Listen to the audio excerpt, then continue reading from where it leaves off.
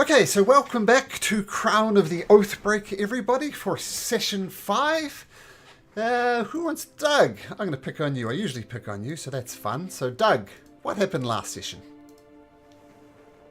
Okay, last session we started the session down near the Berry Tower in the tunnel that the blacksmith, who I forget his name, dug in the tunnel there. We were trying to break in it with Bone's strength. Unfortunately, we were unable to do that by the time the Red Cloaks came and basically told us to piss off. They're going to seal up the whole area.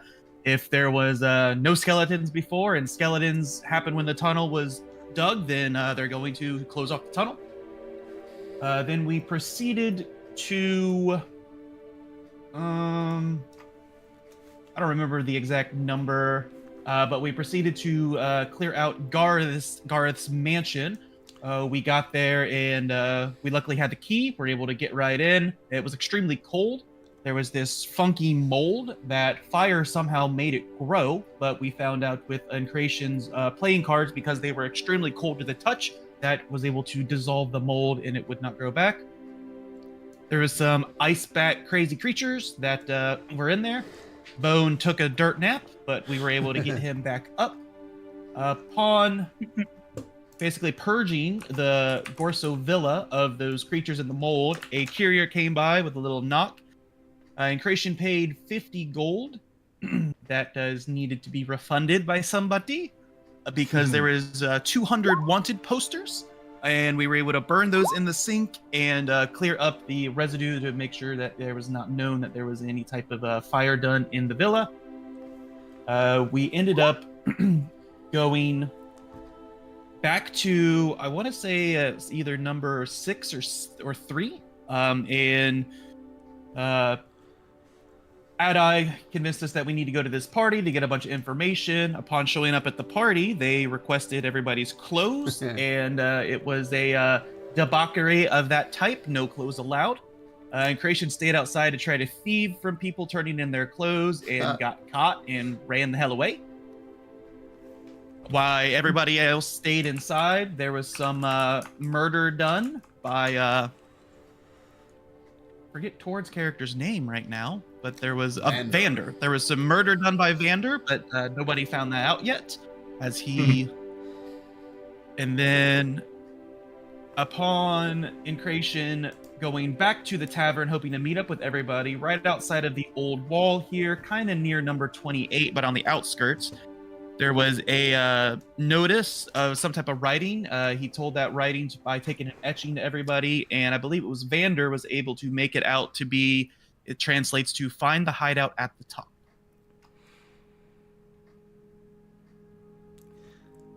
One slight thing you missed. The witch! The witch, yes. What happened with the witch? Yes, so it was the other party members, because Increation was running through the streets from the guards at this point.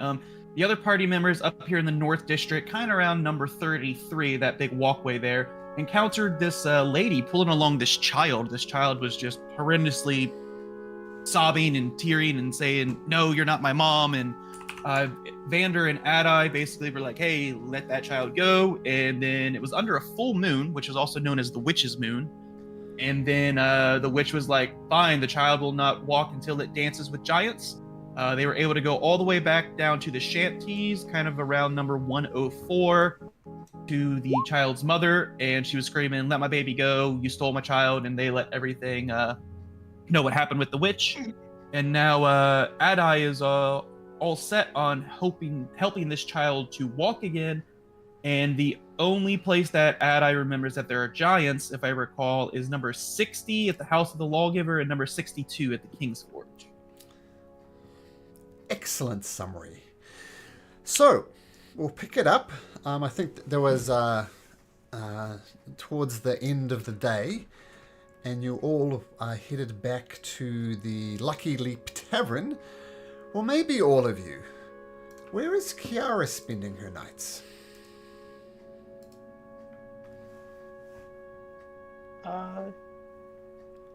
Been so long, I forgot their name right now, but she's gonna be with her tree friend.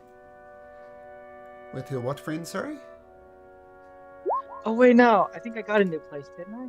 You got into a zoo. You were I'm sleeping staying at the in zoo. park now. Yeah. Okay. With a temple of nature. Well, the zoo is... Well, okay, sorry. The zoo is where you manage to get some menial tasks there, like sweeping up poop, basically. Yeah, the zoo is where I was working. I think I was going to be staying at the temple of nature. Oh, okay. No problem. Okay, so you sleep at the Temple of Nature. It's all well and good. Do you meet up with these strangers back at the Lucky Leap Tavern? Were we told to? Yes. Just compare notes and get back together. So would you like to join them in the Lucky Leap Tavern? Yep, I'll head over in the morning. Okay. So morning comes. Back in the Lucky Leap Tavern, you all gather around. I believe you paid your dues last week. And what would you guys like to do?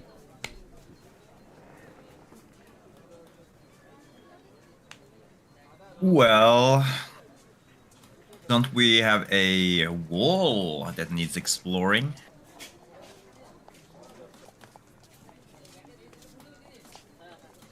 Yes. Why, yes, we do. There's also this child that needs to dance with giants, but frankly, it doesn't interest me at all. There's no need. I was thinking of going tomorrow morning and talk with the giants and see whether we can get a deal with them. You don't want to come? That's fine. Oh, Well- thank you. There's still that baker's child that can give us a little coin if we find that little runt. Oh, that's a good point.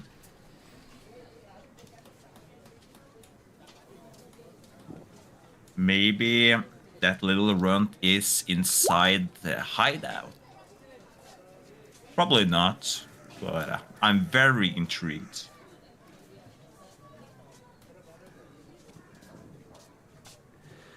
Someone approaches the table. This gentleman here. And he comes up to Incration and says, I believe this is for you, sir. And he puts an urn on the table. I was asked to deliver this to someone matching your description. And he gives a brief description of Incration and puts this urn, or package, and inside the package is an urn. Oh, your screen is black too. Kiara. Let me make sure.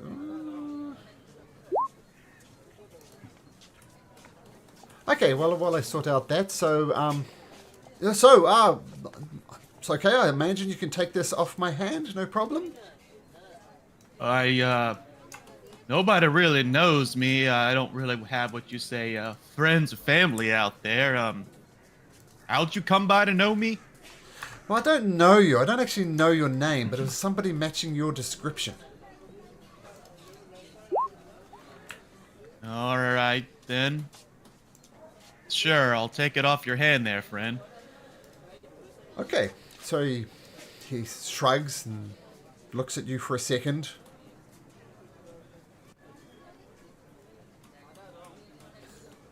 I'll make sure. I guess I'll investigate it to make sure it's just like a normal package. Says the person. I think you should pay the good man, Enration. Mystery package, and fine. Here's a gold for your trouble. Oh, a gold? That's mighty generous. A gold. Thank you very much, sir, and you have a wonderful day. You never knew me, and this package never got delivered. You hear?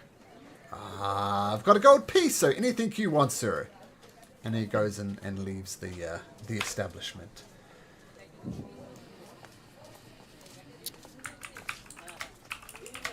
I'll just check it to make sure it's a normal package and open it, I guess. Sure, make an investigation check. Okay, first roll of the session, 9. Yeah, it just looks like a normal paper package tied with twine. You don't suspect it's a trap or anything? I will open it.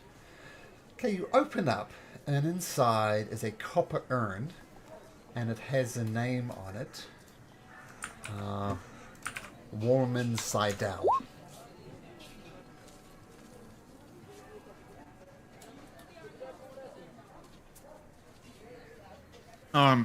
Anybody here know Warman Seidel? No one does not familiar to anyone. I don't know. Why would his ashes be delivered to me? I got no clue who this is. Do you know who sends the package? Is there any information about it? Is there a to and from address anywhere on the package? Any type of No. postage? No, there is not. Maybe we could try to resurrect him from his ashes. Maybe he belongs to a wealthy family.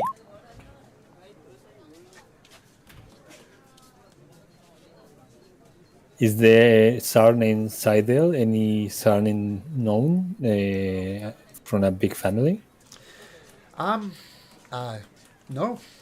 As I said, no one recognizes the name. No one knows who the hell this woman Seidel is. I mean, it is fairly common practice, not amongst the poor, but amongst the middle and upper class to, cremate the remains of their departed relatives. So it's not just could be anybody in the city, you don't know. That's really strange. Do you have family around? Not that I can recall. I just know I grew up there in Harveston, and my adoptive father was a gnome, Corsair Strongboot. So I don't really know family.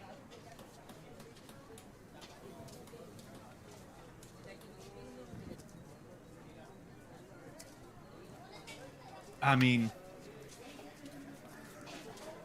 could this be my blood family relative? But how would they know about me?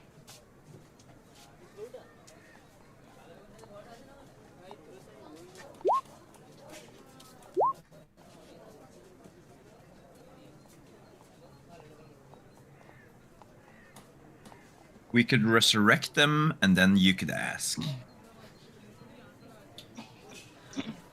Would you Are like you able to do that?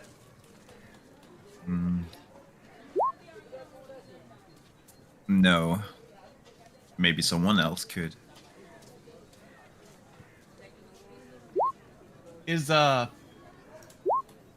Governor still around so I can talk to him in code? Ricio Teen, who talked to you as Governor and Miladies, comes and says, good day everybody. Good morning. Hope you had a pleasant stay at the Lucky Elite Tavern. What can I get for you, governors and ladies? Round of breakfast smash? Before that breakfast mash, my good sir, do you know a Warman Seidel or a Seidel family? Warman Seidel. Does it ring a bell? Sorry, Governor. No idea who that is. Well, I think I'll head to the bar real quick and make my decision. All right. And Mauricio Tane wanders back over there.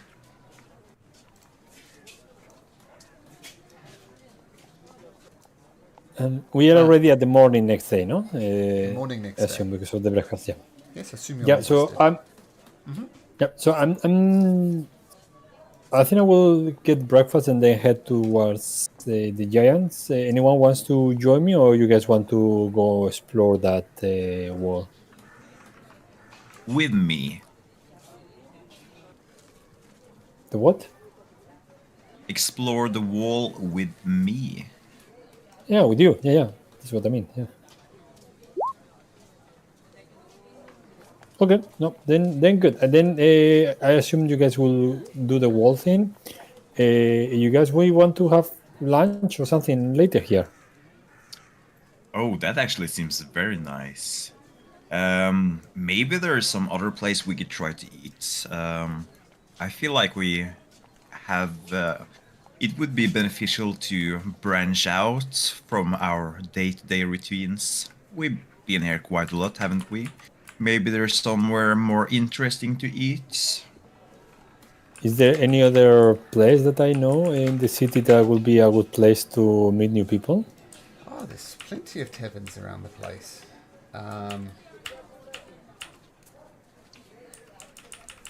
Yeah, so if you want to go and find another tavern, you can find another tavern. I'll give you a list in just a second.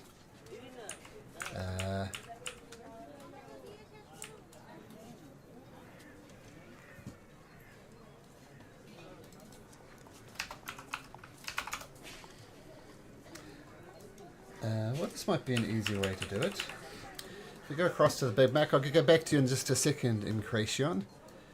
Over here, you see the Lucky Leap Tavern is color-coded as a slightly off yellow one. All those other yellow ones are places where you could potentially have food. So Okay, this diamond back trout in the Tool District? Just to change? Place? Yeah, 126 diamond back. Yeah, trout. because I think it's close to the wall you wanted to check anyway. Yeah, here. Yeah.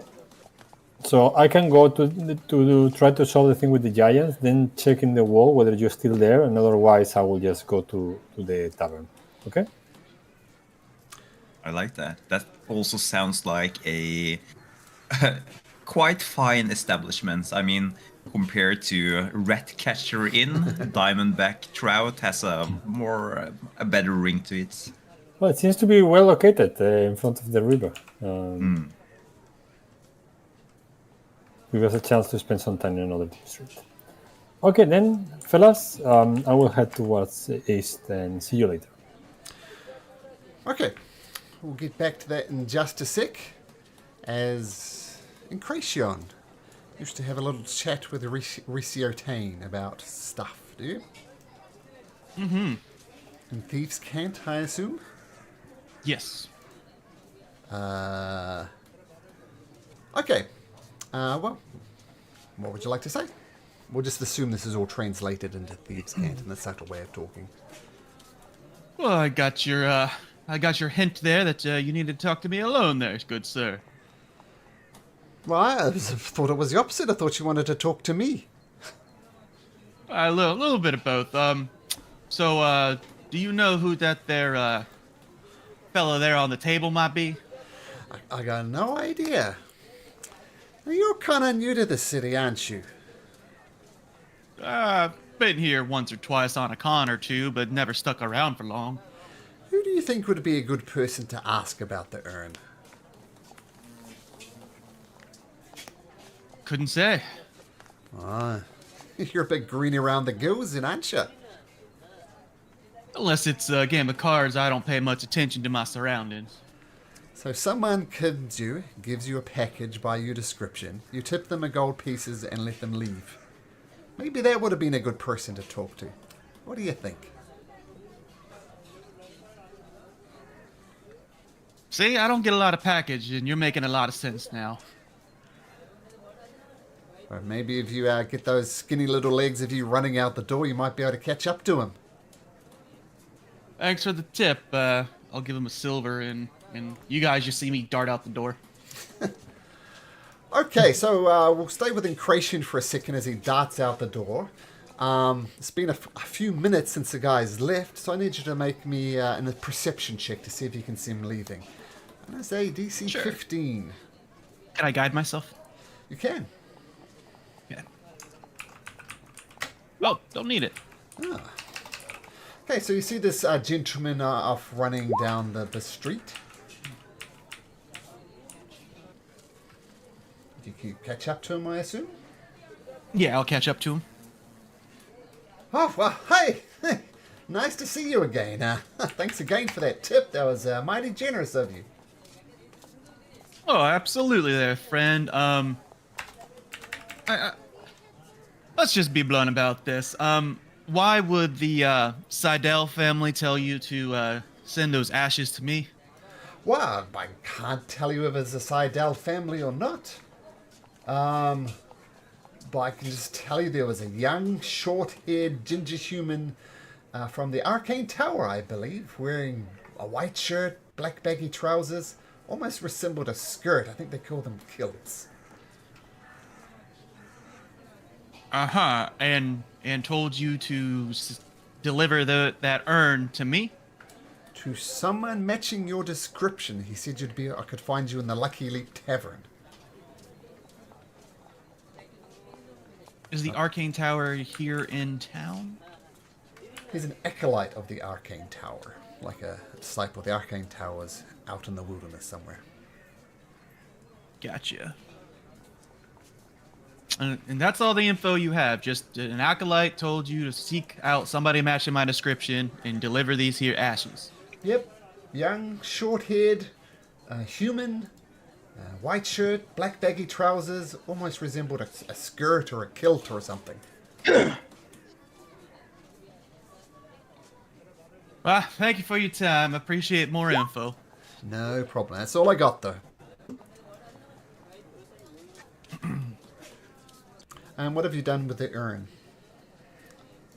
I am gonna duck in an alley real quick, and I am actually going to open it to see if there is indeed ashes in it, or what. If it's some kind of like front.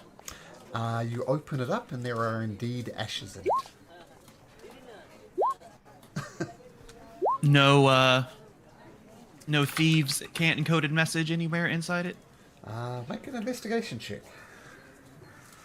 Guidance. Not gonna matter, probably. Appears to be a normal 12. urn. Nothing strikes you as odd. All right. Head in thought, he's just gonna wander back into the tavern. Thoughts in the clouds, trying to figure out this predicament that has fallen upon him. Sure. But you keep hold of the ashes, I assume. Yes. Okay. Alright, now just one other thing. I just want to mention before we do stuff. If you remember Kazri, you promised Ozar, the exquisite, the chef extraordinaire, that you would help him out and give him support at a cooking competition he's having, sort of the equivalent of MasterChef over here at location 37, the Golden Nectar Inn, a very much upmarket establishment. So just reminding you about that. All right, so who's doing what? Is everybody going to join up and check out this old wall situation?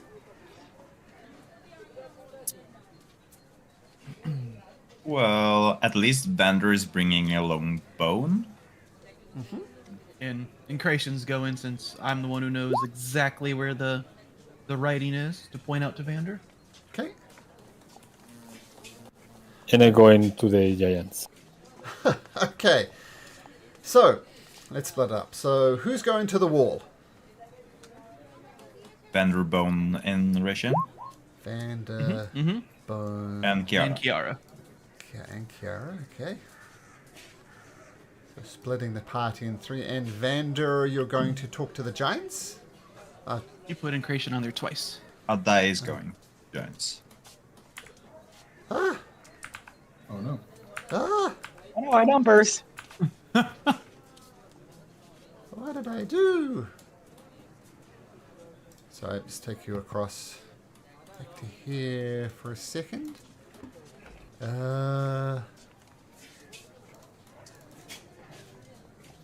Control set a few times.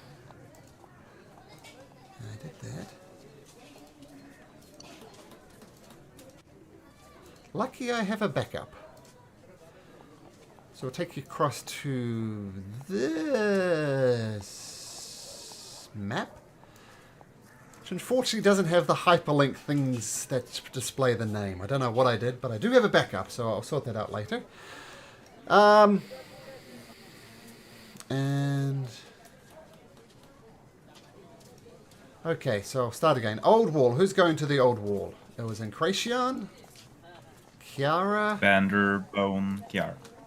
and or Bone. And you're going off to the Golden Nectar Inn, Khazri, where the Clash of Chefs is going to happen? Yes. Okay, cool.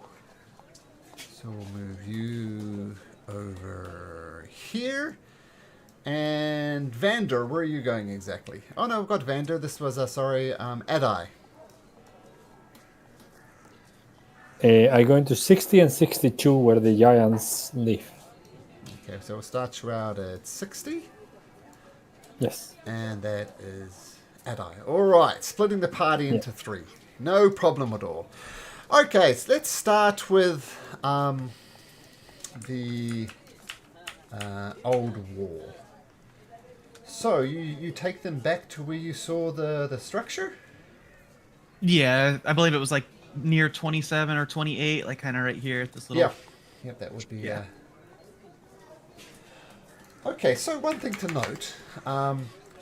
The old wall is a very old wall.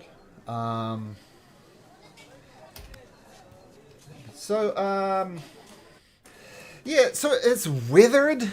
It's visibly ancient. It's 30 foot up, straight up. And it has cracks and huge blocks of dark stone that make it up. And if any of you four would think you might know something more about the wall, you can make a history check. Oh, Oh, guide. I'm not proficient Vander, at that. You're gonna. Bone, do you know anything about this wall? Bone wall. No, it's not a bone wall. It's made of stone. A bone wall. Okay, so history check. That was Vander, I believe. Yeah, I can try that. Kiara, Smack you with guidance. are you... have you read a lot of history throughout? Because I certainly have not. I'll say, I given have Kiara's background, Man-made you- structured wall. yeah, no idea. You can throw your D4 onto that, but it's not going to help you. So even maybe if you get a 9, I'll give you something. It's slightly below Okay. average. Let's see them. Nah. Nope. Nah.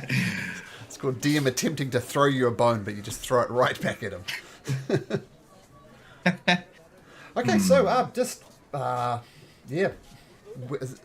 And it doesn't take any sort of check to know that this was the first wall of the city, and then later on the new wall was added on the outside.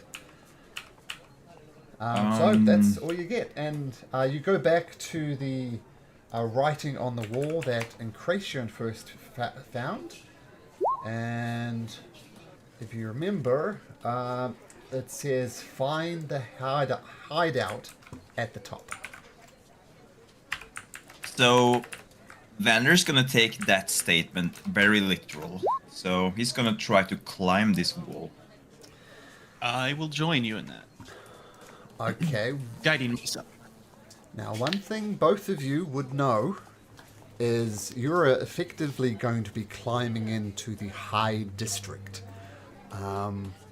It could be considered very, very bad form. This would be how thieves get in, how ne'er-do-well get in to avoid the city guards, and we'll get to Khazri, because Khazri actually can't get in there at the moment, but we'll get back to Khazri. If you remember, the only way you got into the High District was via Adai's connections. So keeping that in mind, what would you like to do? There are there's very highly paid guards in the inside. There's the guards on the outside. And you're effectively doing something illegal is the thing I'm trying to get at. So, keeping that in mind, what would you like to do? I will not do that. I'm going to do that. I will smack you with guidance then. Like as you're going up a little, like, baseball tap on the back. Bam. I'm going to Go disguise get him, myself as Enration. I'm joking.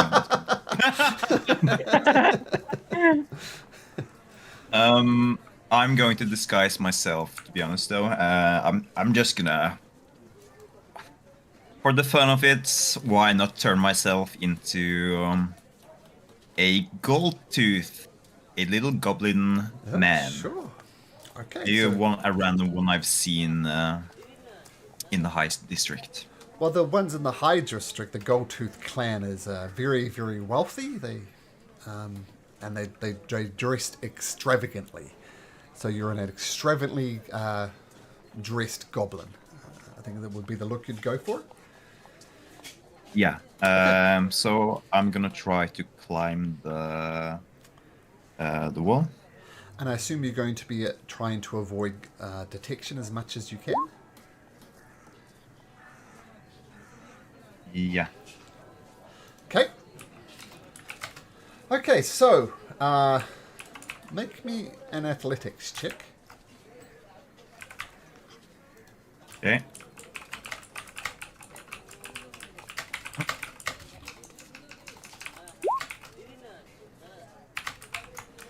So, yeah, you climb up, no problem. And I need you to make me a stealth check as well. You got that guidance on whatever you want to use it for a minute? Yeah, a stealth check. Let's try. Ooh. Let's use. I do think I have to use the. Let's say the guidance on. The athletics, don't I? I have to use it on the first roll. No, you can use it whenever you like. As to the Okay, duration then of I'm the gonna move. for sure use it on the stealth. Okay, just 1 second. Because that is not good enough.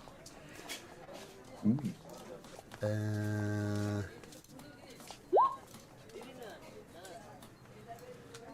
You see, our guard says, "Oi! What the hell are you doing up here? Come right down right now!" And he gets a crossbow ready to shoot.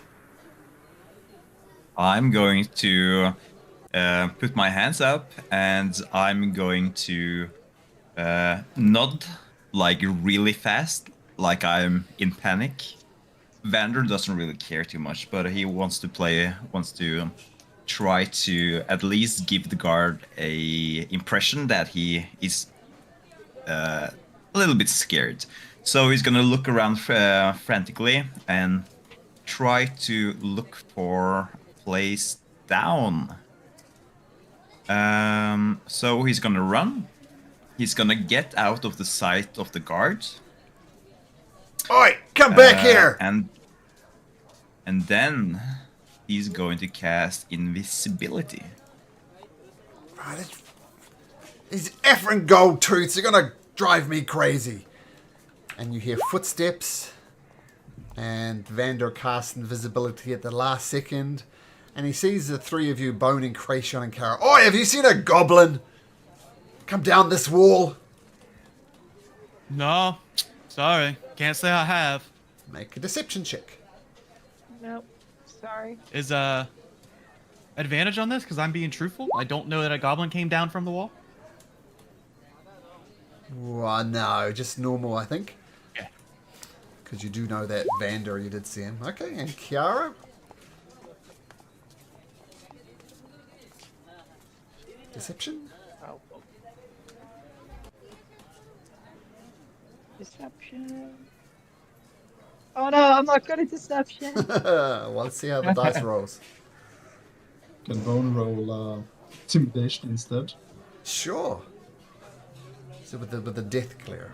So treat this as a group check with a death clear and 2 deceptions. Ooh. Might depend on how scary Bone is going to look. Oh, having problems with D&D Beyond. Okay, so from now on, I'm not gonna talk anymore. That's 15. 15. He says, "Oh, these effing gold tooths that don't know how to stay in their proper class. They're commoners with money. Nothing worse. And you, I recognize you." He comes over to Kiara. "Hey, aren't you wanted for a murder, something like that?" Oh. I'm not. I never hurt anybody. It's gonna make another deception check because you are under investigation, Kiara. Oh no, what did I murder?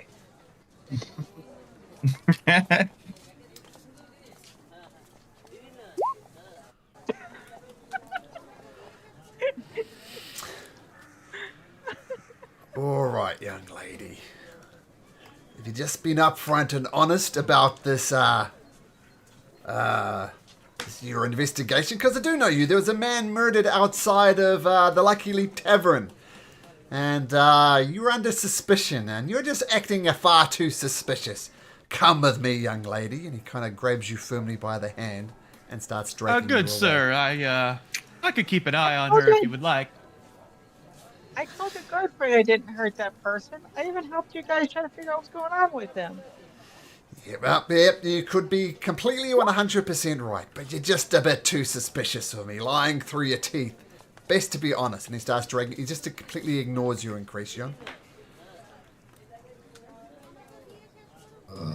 Okay, I can only do this once a day, but I'm gonna use minor illusion to create the sound of like a bell, like summoning the guards, like there's chaos somewhere and all guards are needed, like in the immediate area, like immediately. Okay. Like he would know where to report to. Okay, you can definitely make that noise. Let's see how Ooh, well can I hear that sound as well? The minor illusion, because I want to, if Vander can hear the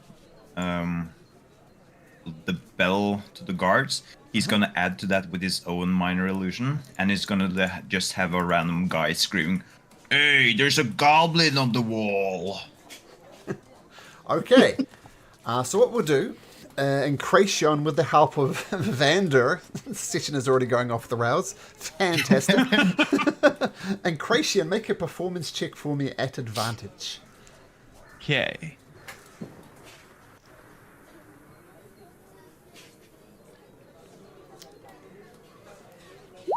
Dirty 20. Oh, shit. Look, you're not to leave the city, right, young lady? We're posting extra guards. I would never. I know you're not quite being truthful, but we're going to post extra guards on here. If we find you sneaking out, you're going to be straight to the prison cells. You understand me? Absolutely. I would never sneak out at all. I've already snuck out once. I'm going to wait for it. And the guard goes to investigate. Goes back to the inside of the High District to try and work out what the hell's going on. So as soon as he takes his eyes off me, I'm going to do invisibility. Okay. So we have both Kiara and Vander being invisible. All right. Once per day. Cool. So Vander, you're on top of the wall, right? Invisible? Yeah. Okay. Well, since I'm here, Oh, no. after making sure that everything is fine, let's try to see if there's some kind of secret entrance to something secrets. Okay. Maybe a hideout on top of this wall somewhere. Maybe in the towers. Sure. Make me 2 checks, please, if you'd be so kind. Make me an investigation check and a history check. I know Let's in do the Creation you history can't check guide because he's on the wall first. there, so far away. History 13, good. And an investigation. None of these are my best skills. Can you spend a good half hour up there searching for any type of clues? Do the rest of you just wait for Vander to come down? Or what are you doing? I circle back to rejoin the group and I kind of gently tug on Ingratian's sleeve so he like knows that I'm there. Cool. Okay. It worked. You're welcome. All right. You're welcome. I'm just gonna look like a tourist, just like, just looking at the wall, kind of like it's a sight to see. Oh, the wall is a sight to see.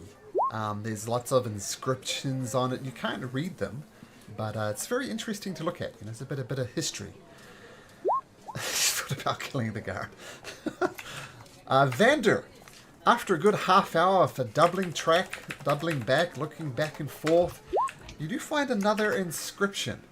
Ooh. And it's written in a very old script, and it takes you another 15 minutes to truly read it. It's an ancient script, and it kind of matches the vibe of this wall. The wall is very old, got a lot of history in it, but you do discover this message. From the west. You can find the rest. South of the river. Well, I'm going to take out my little notebook. I'm gonna scribble it down on a piece of paper, and back down the wall we go. And once I get back safe and sound, I'm going to show the rest of the party my discoveries. Hello, master. Oh, hello, Bone. Have you missed me? Did Kiara and Ration take good care of you?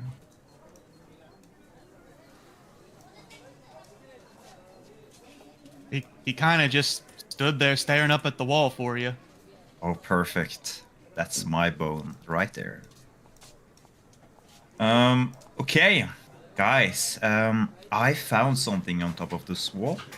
Took me a little bit to find it. I'm not the most proficient with this searching and investigating and such, but an old message states that south of the river, third from the west, you can find a rat's nest. Whatever that means.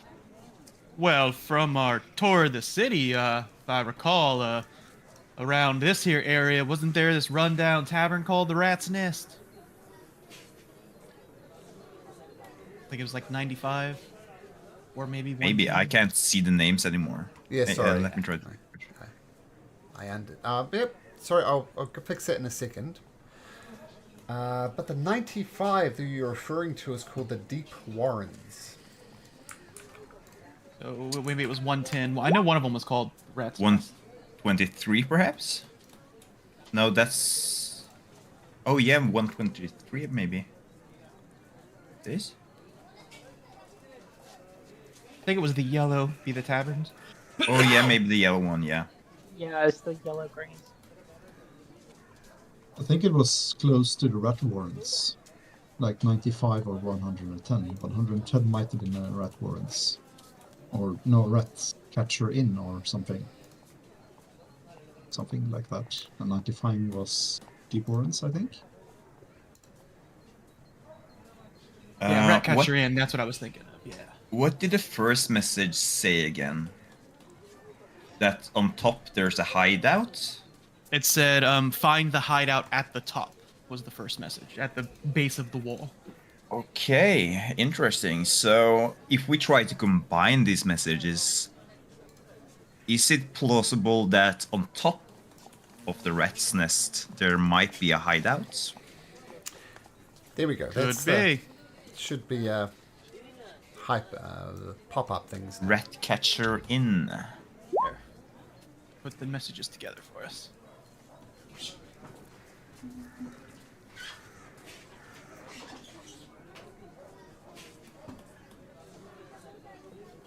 South of the river, third to the west.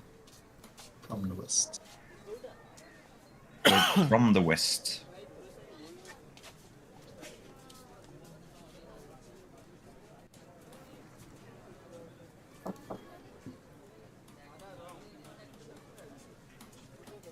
River.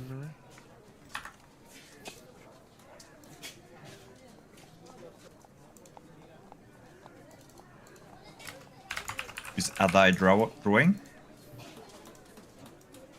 Yep. How do you count? Like, what are you supposed to count, though? Are you supposed to count streets, buildings? Not really sure.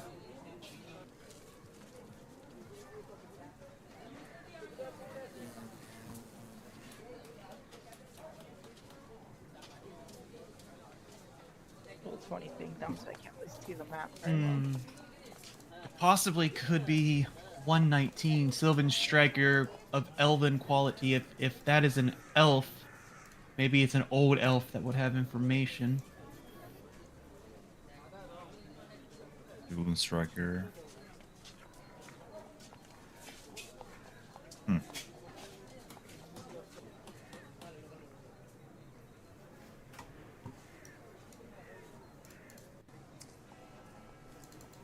Or it could be 117, but that's not popping up on the thing for some reason.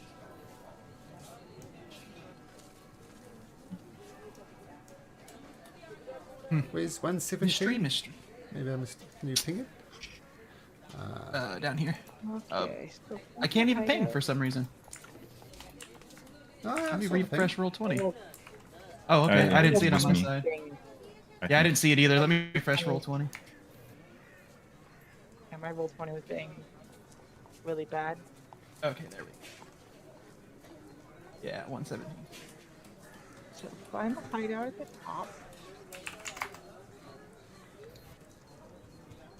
117 is. Oops. Okay, so. Third from the left. Ah, should come up now. I just didn't click something. So 117. Oh is yeah, old Farian's Old remedies. Pharaoh's Remedies. Okay. Maybe it's also this third from the west. So do you think that's the tavern? So it'd be like the Diamondback route? The place where we're going, maybe. Possibly. Or Green-Eyed Nymph?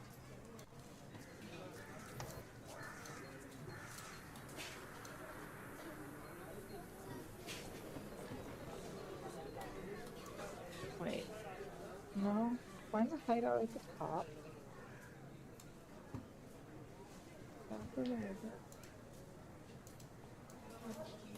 I wonder if Oh, no, it's on top of the Ratcatcher wall. Inn. Oh no, Ratcatcher Inn was Oh, that's Like a good if it's proposition. on top of the wall over here, maybe. Yeah, the third. So maybe if you count like the tops, like that's one, that's top two. So maybe it's like this top of the wall right here. Might be, or they might even mean the that's the high new wall. districts. That's the new wall. That wouldn't make sense. 'Cause What this is about the south old of the wall. river, third from the west, like this wall? Yeah.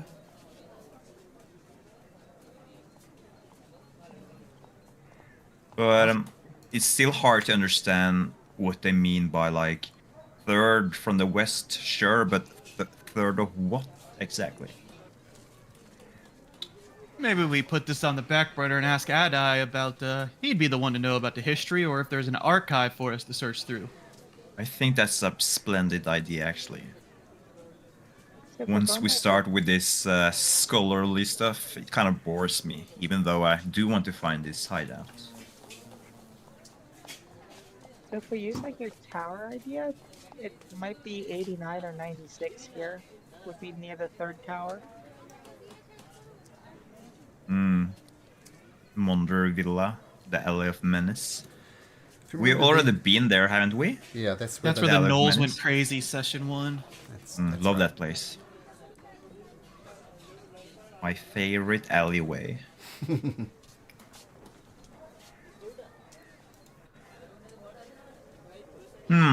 While we wait, should we try to do something productive? I think we only used an hour. Maybe a little bit too early for lunch, right? But not too early to drink if we want to go and just have a pint. Oh, that is true. I was thinking more about what you mentioned earlier. There's this boy that has been missing as well. Maybe we Oh. could try to ask around, see if we can find any clues. Yeah, And- Kiara, that was your baker friends, right? Yeah, she was last seen outside of town though. Well, we ain't getting outside with Kiara. That guard Really wanted to lock her up. Well, she can turn invisible, can't she? I can't do that today. But, I can turn into like a pet for you though. oh, I love pets. Can you turn into like a dragon or something? I was thinking more like I could turn into like one of the local cats around here. Oh, I love cats as well. That will do.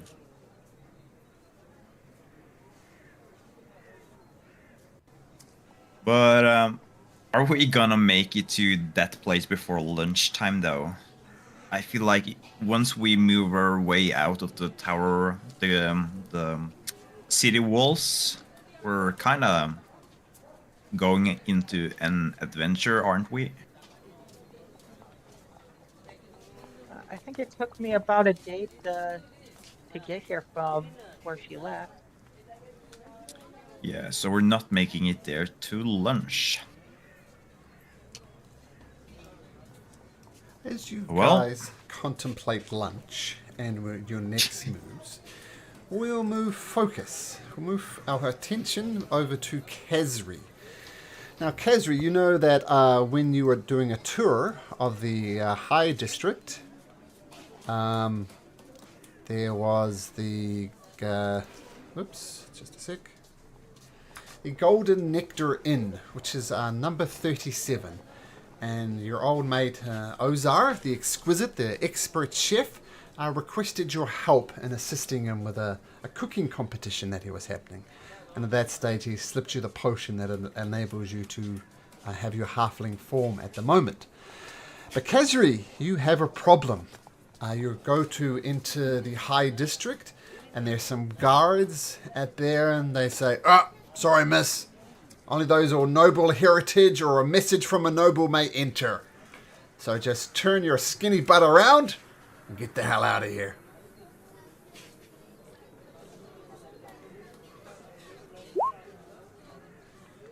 Oh, whoa. If only you'd said something. Turn your butt around and get out of here. Without an express invitation from a noble or being accompanied by a noble, you're not welcome. I'm afraid you'd need to go.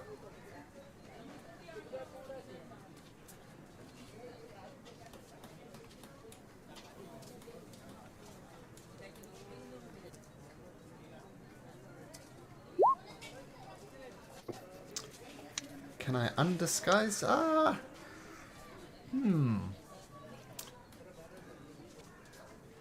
Yeah, I'll say you can switch it on and off. So you could look like Kesri, if you like, as opposed to the halfling. So at will is the effect of the potion. So just flip back and forth. So you look like Kesri now. Okay, and what does Kesri do?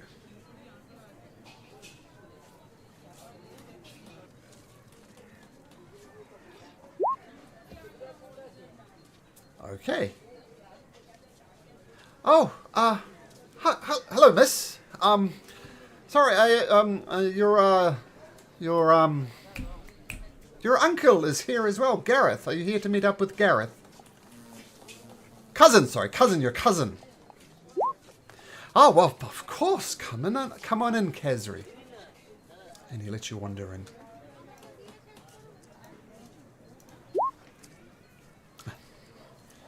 And gives you a quick salute, and you're free to enter the High District. Okay, so back into your halfling form. Okay, great. And you head over to the Golden Nectar Inn? Yes. So, at the moment, let me just make sure.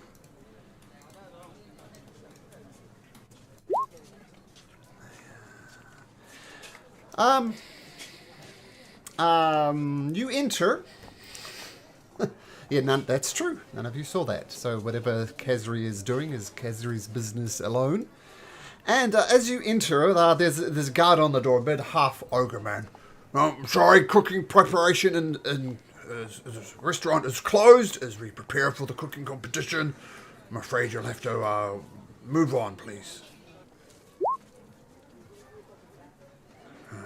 Ozar! and a man comes. Oh, look! Please, we are.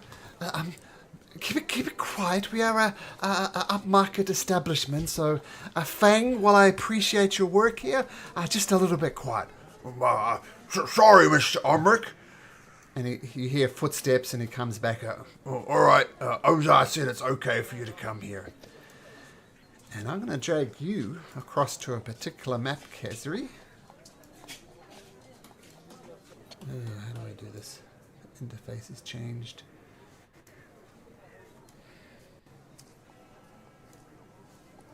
Yeah. Drag it from here.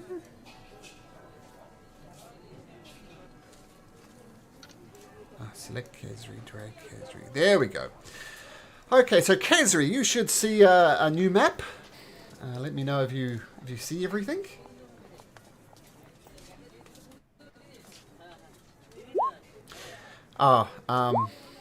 This person here isn't here yet, so slight surprises. This rather delightful individual will come along later, so didn't expect you to go this early. Okay, so you see Ozar busy in the kitchen. He's preparing stuff. He's going back and forth. Right over here, Kazri. Where is Kazri? Oh, other side, Kazri. Other side.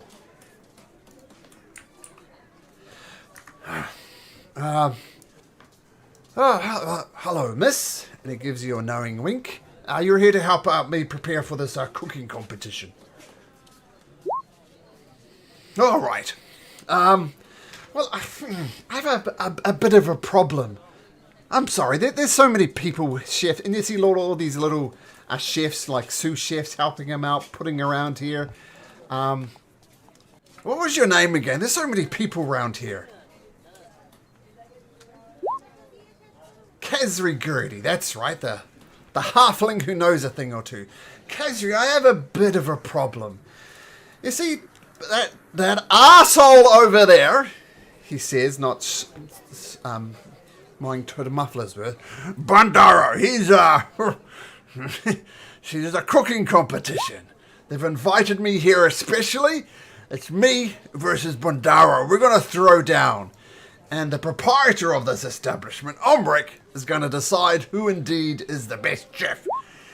But, yeah, we will kick his ass. I mean, you've seen this type of stuff I've done at the Weary Ogre. Just great stuff. You're right, we will kick his ass. But you know what? The son of the bitch has set me with subpar ingredients. And he shows you this loin leg, and it's all fatty. It's by no means prime cut of meat. This is Kazri Gertie. Would you mind going and getting me some decent meat? Could you do that for me? On the double, and he hands you over 100 gold pieces. All right, finest cuts of meats. And come back here. Well, get anybody you can to come and cheer me on. We're going to be throwing down. Rumors have that the princess herself, Princess Athena, is going to be here. It's going to be quite a bit of reputation if I can win this. But Bandaro has, yes, she is the most prettiest maiden in all of the land. She is indeed gorgeous.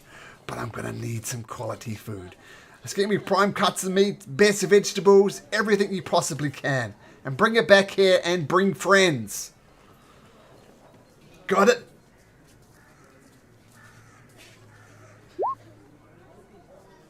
Okay. The best of meat and best of friends. Okay, so you dash out of there, back into Oathbreaker. Once again, it's tricky to drag these around. Alright, should be back in Oathbreaker now. Okay, so dashing around. Probably the best place to get it is up in the coin district. So you dash through the gates using the same trick as before, I assume, Kazri? Yes, so dashing through the gates. And just make a general persuasion check for me, Kazri. Oh, okay, got it. You can do so at advantage. Okay, so you go around to the various establishments where a lot of the trading is done, and you get takes you about a good hour or so, and you get all the finest meats, the finest vegetables, the finest everything that Ozar asked for. And what do you do?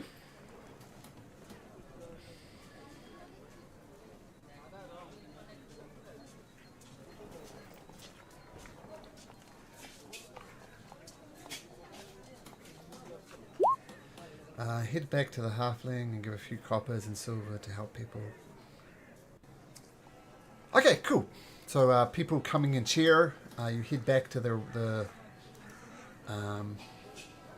thing and hand over the meat to Ozar.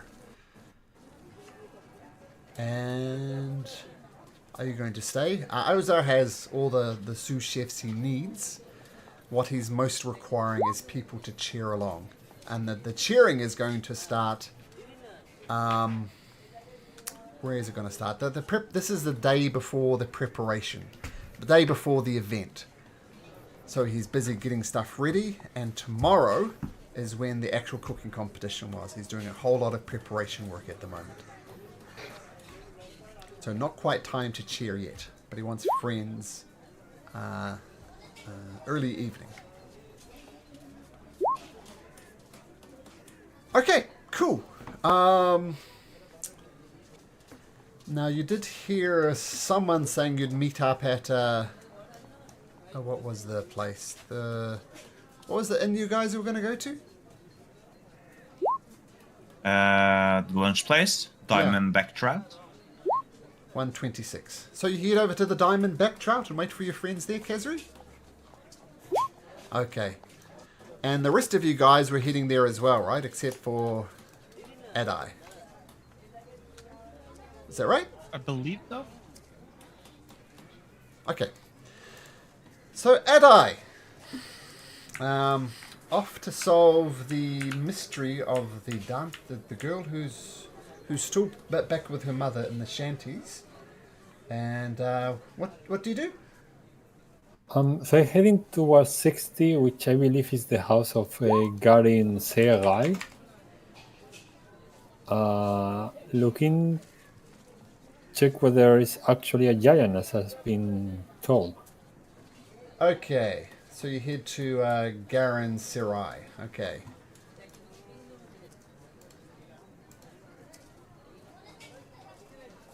Okay, so Garin Serai.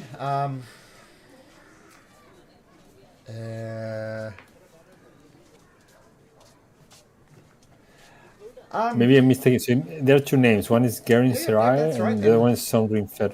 60 is indeed the location where you'd find him, at the halls of the lawgiver, and Gareth Sarai is indeed a very, very tall fellow, and you see him here in the halls of the lawgiver. He's hunched over a desk, scribbling bits of paper, and Vander, you know he's in there, but how are you going to convince your way to get in there? It is the literal. The vendor's token, I think you have to put there the Adays token. Yeah, I'm not there. Oh, sorry. I'm having lunch here. Oh, good. I approach him first and I say, good morning. Will you have a minute? I have an important matter to discuss with you. Well, before you get there, there are people guarding people there. This is the halls of the lawgiver. It's not trivial to get inside, and there's guards okay. from going in. Sorry.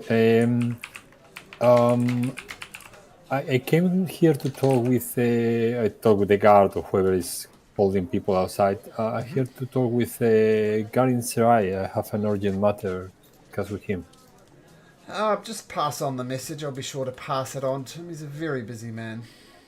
I know it's really busy, but this affects the health of a poor kid, and I think it cannot be put on hold. Make a persuasion. I'm gonna use my name for something. So Aina de Caramosa. Hoping that he knows that he understands the Okay, so you're going to throw your family name around. Okay, make a persuasion check at advantage then. Not my forte. 13. Oh, lucky. Lucky you have the connection. Well, you know, this is the High Court of the land, Mr. Caramosa. It's the base of the Red Cloak Lawgivers. It's a very serious establishment. And as you know, thanks to the wonderful leadership of King Walderon, we have laws in the city, and we have laws that we abide by. The king abides by the law, the queen, the princess, everybody, including you nobles. So, you can go in, but I'll be escorting you, and if I detect any funny business, then you'll be escorted from the halls of the lawgivers. Do you understand me, Mr. Caramoso? That's all fine. I don't have any secret to tell. That's fine by me, yes.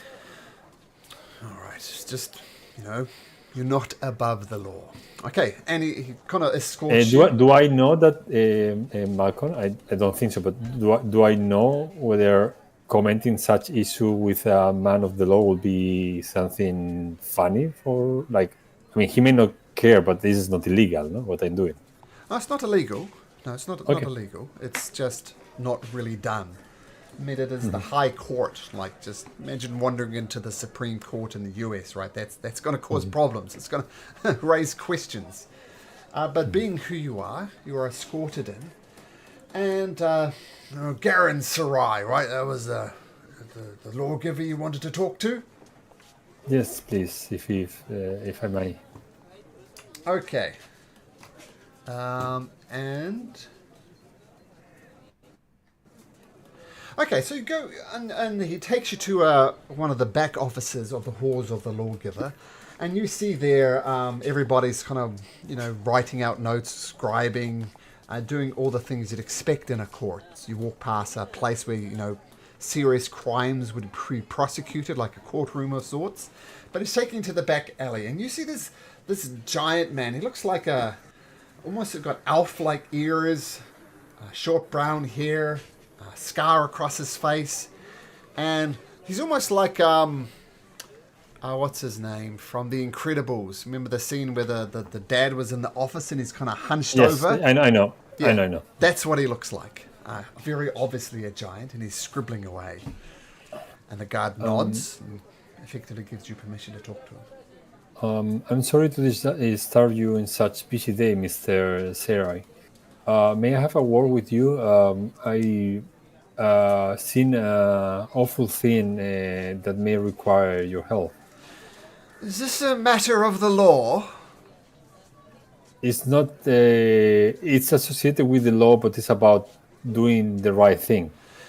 Well, look, my many years of studying in the law know there are things that are legal and things that are correct and moral. Sometimes overlaps, sometimes they don't. So unless you have a law that's been broken, I'm afraid I'm going to have to ask you to leave. How will I know? I can describe what I've seen, and then you can tell me whether it's a matter of the law, and if not, I will leave immediately, of course. He takes a big sigh, holds up a hand, finishes scribbling on. Very slowly and painfully slow, while he looks you in the eye, he gets a bit of paper, gets a quill and says, "Fine, give me the details." Yesterday evening, we encountered a witch trying to sequester a poor boy from the Santis. We managed to release the poor boy, but she cursed him with a hex, making him unavailable to walk again, unless a giant dance with him. I'm sorry, So as you see, I missed the part where a law... You want me to pursue this lady who kidnapped the child? I'm looking for, and sorry for the question, but I'm looking for a giant to come with me and help him to recover his possibility of walking. Look, honestly, I mean, plainly, I am a giant. I do have giant's blood left in me, and it's been a curse. And all I want is a quiet life, following the law, studying it as much as I can. And you come in here, a noble, thinking probably they're above the law, and expect me to dance like a monkey for you. Is that what you're saying? Not exactly. You may imagine that this witch broke the law, for sure. And we cannot prosecute her, but we can have some retribution towards the kid. Now, the retribution might require something unusual, but doesn't mean that this healthy and rich country cannot give it back. And I believe you are an employee of the city, which should provide help to the city. Here we go. Here it comes out. The noble throwing around his money. You're an employee of the city. We pay taxes more than anybody else. We pay your salary. That's what you were going to say, wasn't it? No, I said that you could help, and you have the position to help. Someone broke a law, and you could retribute that doing something unusual. And I look around and thinking about the picture I saw of him like being really uncomfortable and so, you may get out of this environment and get something that you can tell your kids and your family in the future. I don't have kids. I don't have a family. Perhaps it wasn't clear. This is my dream, to work in the law, to study in the law. Okay, I won't disturb you anymore. And apologies for taking your time. I thought that, my city will try to help poor kids that, cannot walk anymore. But I clearly was mistaken that this is not something that the city does for the people. You can make a persuasion check. I'm going to say it's straight. You're making some good points, but he doesn't like you. Yeah. He doesn't like nobles, it seems. It's like DC 15. Nah. No, get out of my offices, you uppity muck. I rolled performance, but it doesn't matter. It's the same. Oh, it's the same. Okay, cool. Thanks for clarifying that. Right, he's spoken, Mr. Karamosa. I think it's best thank you very much for your time, and I leave orderly. I now realize the 62 probably is easier place to me because I'm a forger myself, and a smith. Okay, I go into 62. Okay, so heading off to 62. This is the King's Forge, where everything is crafted for the crown that requires it, like the outfits and everything. You see. So as a forge, as a blacksmith, it's in full work. Everything is going down here. What would you like to do? It's a lot easier to get into here than the other place. Yeah. So, do I know something about him or about this forge? So I myself am a smith, and actually my family trades a lot with swords. That's our trademark. Okay. Yeah. So I guess I can go here and talk with people easily, and not much of Yeah. I mean, your family, having gotten rich by gems, I believe, and have used that for great power and influence, and every noble family needs an army of sorts. So you have a good relationship with the people in this forge. Sometimes your nobility works against you, as it just did in the High Court. Sometimes it's working for you, and this is a case where it's working for you. And, okay. So then I will, I will ask around to someone that I may know or I feel like may be friendly. I'm looking for Sorin Fernidad Ironhammer. I need something urgent from him. Mr. Karamos, of course, he's over there. And he is definitely the most imposing figure in there. And strangely enough, you know that he's a dwarf. And equally strange, well, not strange that he's a dwarf, but strange that he's 8 foot tall. And you see him just pounding on it, getting some armor or working on something for the royal forge. Yeah. Okay, I'm trying to make an observation about what he's doing, something that I can be compliment, but it shows that I know what he's doing. So next to you. You're a blacksmith? Yes, I'm proficient with the smith tools. Okay, so say automatically he's doing He's like getting rid of. He's making a chest plate, and he's using a big hammer, then a small hammer, and he's doing an excellent job. Okay. Really good technique. I really like how you ease up that part. Really hard work for anyone. Ah, this is what I do, Mr. Karamosa, I believe, if I'm not mistaken. Yeah, you can call me Day. That's fine. Yeah. I tried to do this type of armors in the past, but not that skill. I can deal with swords, and I take out my sword and show it to him. But I feel that more difficult to deal with armors of this type, don't you think? Well, nah, nothing about a hard work won't sort out. Let me look at your hands, Mr. Karamosa. I saw in my hands, which should be with colors and some signs of work with my hands. Some signs. Okay. Says, look at your hands. If you remember, Malcolm, is actually how I described my character the first time. That anyone who is paying attention will realize that I have colors hands. Calloused hands here. A little bit or a lot?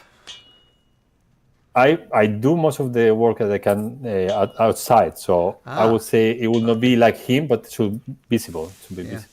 Remember, I met a drummer in Ghana, and it was his profession, and I shook hands with him, and it's like his entire hand was made of leather. It was so hard, and it was just an amazing hand.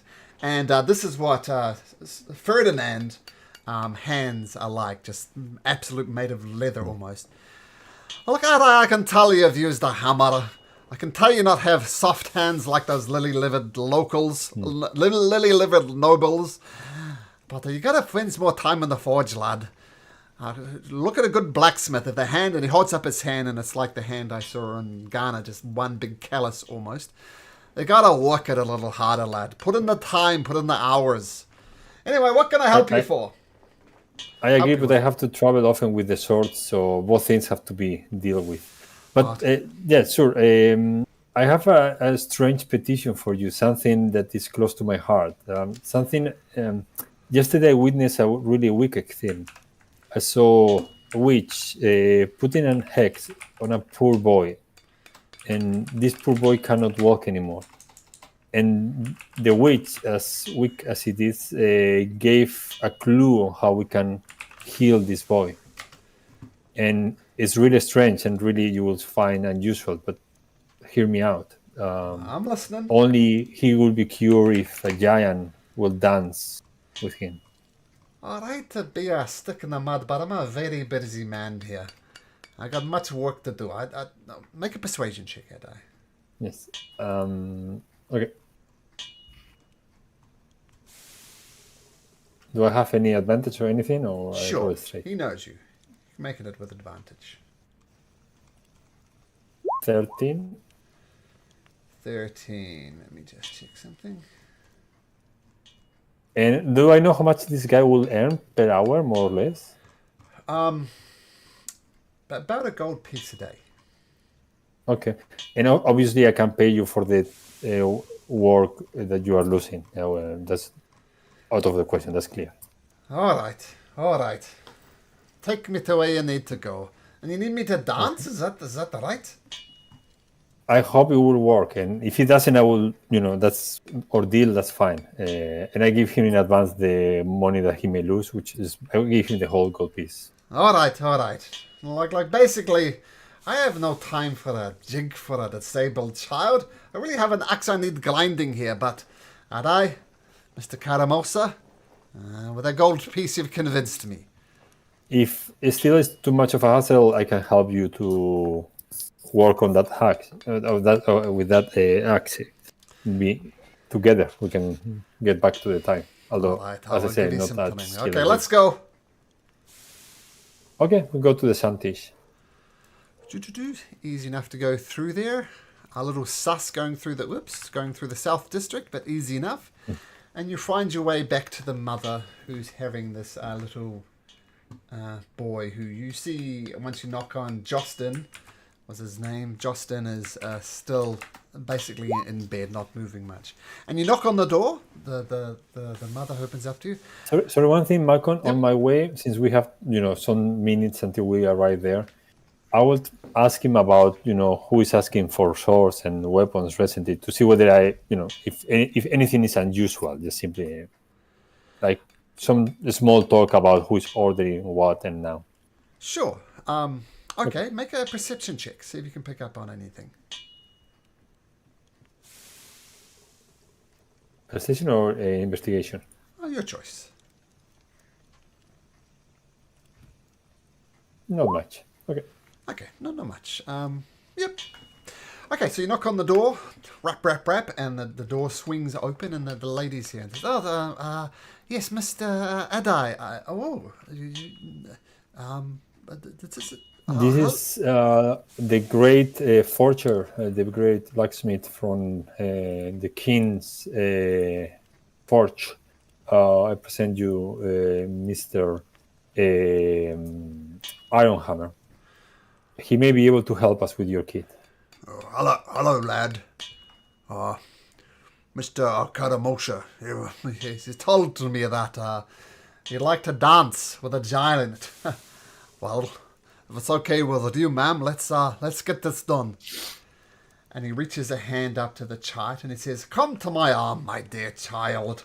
We shall dance the wiggly jig and shake this jinx off you in a jiffy." And he joyfully... I play the music. I play some music with minor illusion. Okay, so some nice music to go along with it. And after a moment of this dancing and the singing and everything that's going on, the boy's leg starts working and he starts dancing around and he's absolutely joyful. Seems as if what the hag said was correct. And yeah, all is good. And the mother says, "Oh, Mr. Caramosa, I have a few copper pieces here. It's the least I can do. Please take them." No, I don't need the money, but this is a strange place that I don't know well, the shanties. So I may, if I may be welcome next time I'm here and trying to learn more about the people who live here, would you be my guide and get me around? Mr. Adai, I mean, we don't see a lot of nobility like yourself here. I would definitely bring the news around that you're one of the good ones. I like the Wild Tamers or the Gorsos or the Goldtooths even. Adai Karamosa, you'll be welcome here. And of course also my good friend Ironhammer, who was the great one here, the one who managed to leave your kid. And you see Ferdinand playing with Justin and Mr. Ferdinand Ironhammer, and he's enjoying it. He says, Adai, don't you worry about this, lad. I'll keep my eye on them. How's that? If anything comes up, I'll be sure to let you know. Thank you very much. Okay, and thanks a lot, Ironhammer. If you need my help with that axe, I can go there. But otherwise, I don't want to disturb you more. All right. Adai, you meet up with the rest of you? Yeah, I will just talk with them a few more minutes, and then I will head towards the Diamond. What was the name? Diamondback. Diamondback? Yeah. Yes. Diamondback trout. Okay. Well, now that the party's all back together again, that sounds like a good excuse to take a short break. So let's take a short break, stretch up and stretch those legs, people, avoid the blood clots, and we'll see you in a few minutes. Yeah. All right. Okay, see you in a All bit. right.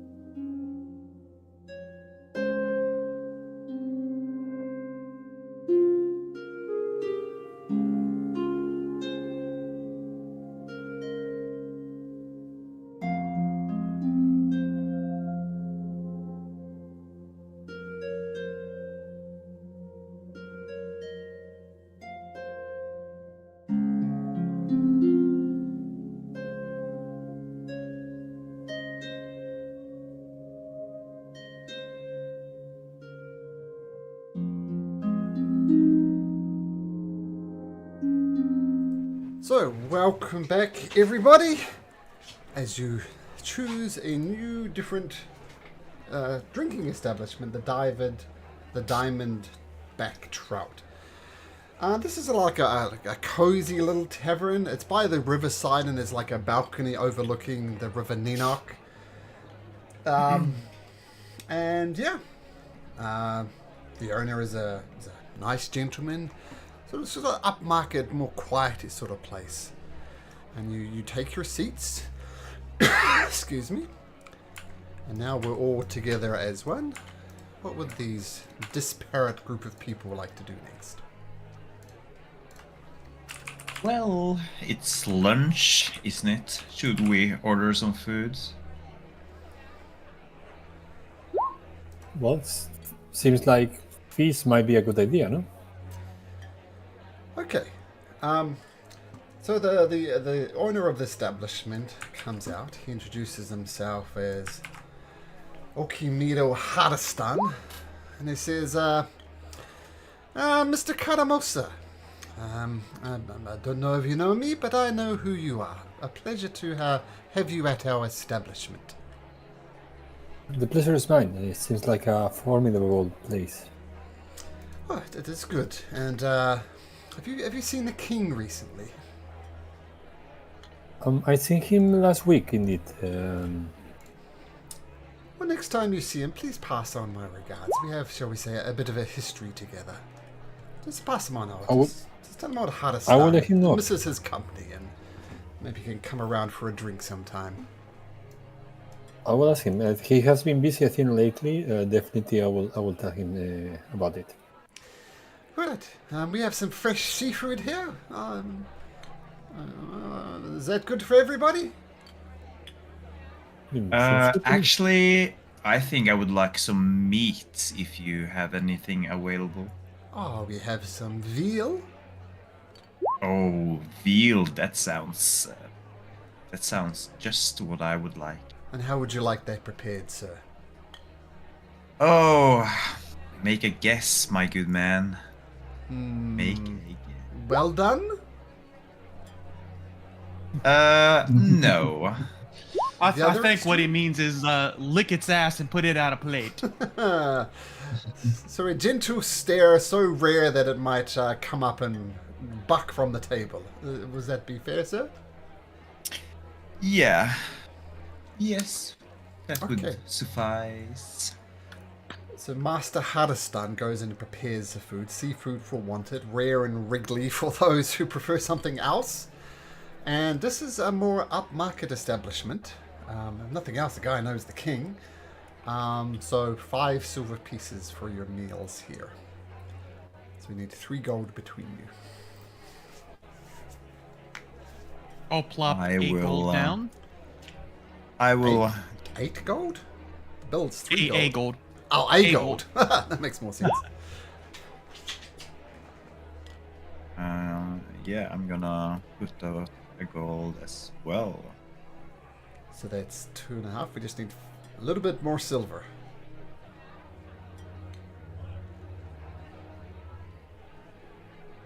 Kira's typing. Okay, cool. So the bill's covered. It's a very nice meal. Yeah, what would you guys like to do? How was your day so far? Do you have any luck with this clue? I don't think you want to hear about the whole day. Right, Vander? Let's just tell him what we discovered. Well, Enration did find writings on the wall yesterday, didn't you?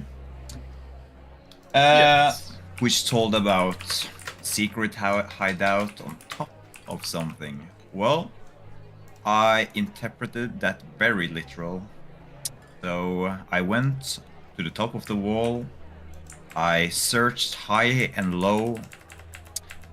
And I didn't find much, to be honest. I found some writings. We haven't really understood yet what they mean, but we think they are connected to the first ones. the writings, which Malcolm gracefully put into the chat because I certainly forgot them. They read, south of the river, third from the west, you can find a rat's nest. Kind of like a little poem, actually. Seems interesting. Yes, but we have no idea what the third from what, like, what do they mean with the third? The Seems third like- what exactly? Good question. I mean, seems like they're describing south of the river Denok, no? A place south to the river, starting from the west part of the city, maybe. Yeah. Maybe one of these houses at the west of the city, the third one, or maybe the third area, no, like this carpentry place that is strangely well protected for being a carpentry place. Perhaps. I'm very happy that we're so close for some particular reason. Maybe I'm mistaken, I don't know, but the third house or the third area, like, the third, I don't know how you call it, but, after the third street. Or... Well, this was found on the old wall, so is there any type of archives we could get for how the city was laid out? Any type of blueprints? Are there... we can ask. I don't know, but we could. I mean, given that it's not that far from here, maybe we can go after lunch and check around. Like check the third house or the third area.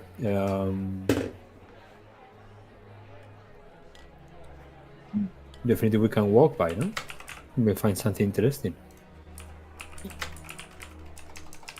I guess people walk by there every day, but they are not looking for clues. Maybe we are luckier. Maybe. If all else fails, I think Enration is making a good point. Maybe there's some kind of library out there with some more information. Personally, I don't know too much about the history of these walls or what they mean. But to my understanding, perhaps the Temple of Knowledge, number 72, out of character. Maybe the Temple of Knowledge might give us any clues. Yeah, we can do that. I think there are other options, no, we can consider, no, like maybe south to the, like maybe because you found it in a wall, maybe it's the third wall or something like that. But definitely, you're right. If we don't find clues right away, maybe an old blueprint, an old map of the city might give us some more hints. That's an interesting point, Kasri. Maybe there's some clues from where the writing was written. To be honest, I didn't really pay any attention. But I want to I know think exactly the where important you question... found it, in terms of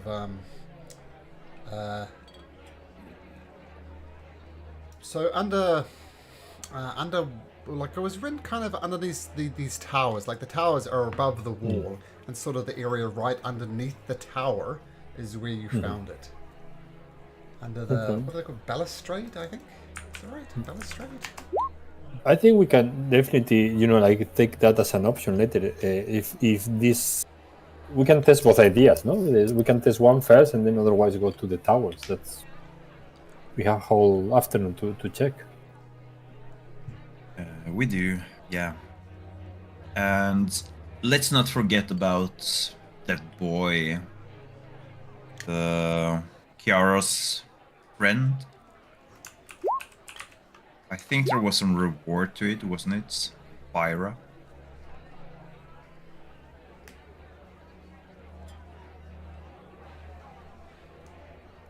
But yeah, as you say, we do have the whole afternoon to investigate this, and it kind of tickles my funny bone.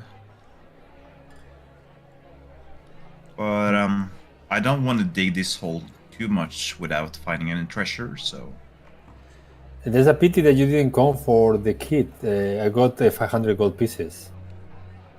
And Banner's gonna 500 look at you gold. with a devastated look on his face.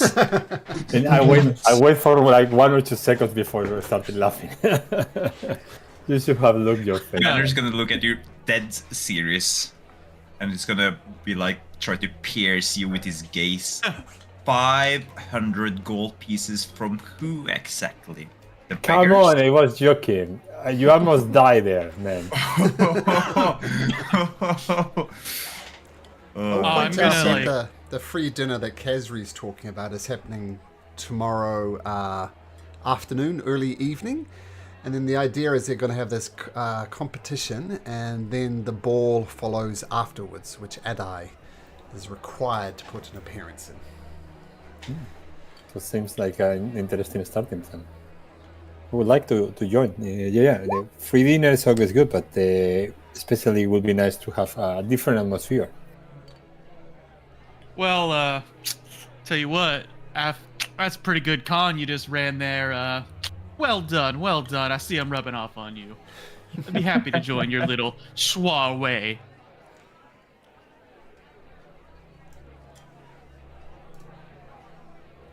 Well, personally, I don't mind anything that's free.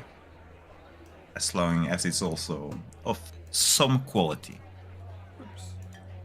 Oh, I was like, roll for Sorry, initiative. Okay. The chef is attacking. There's people popping out of the water right now. It's seafood.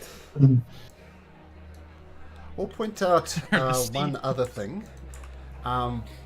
You could get to Willow Creek, which is where Byra was last seen.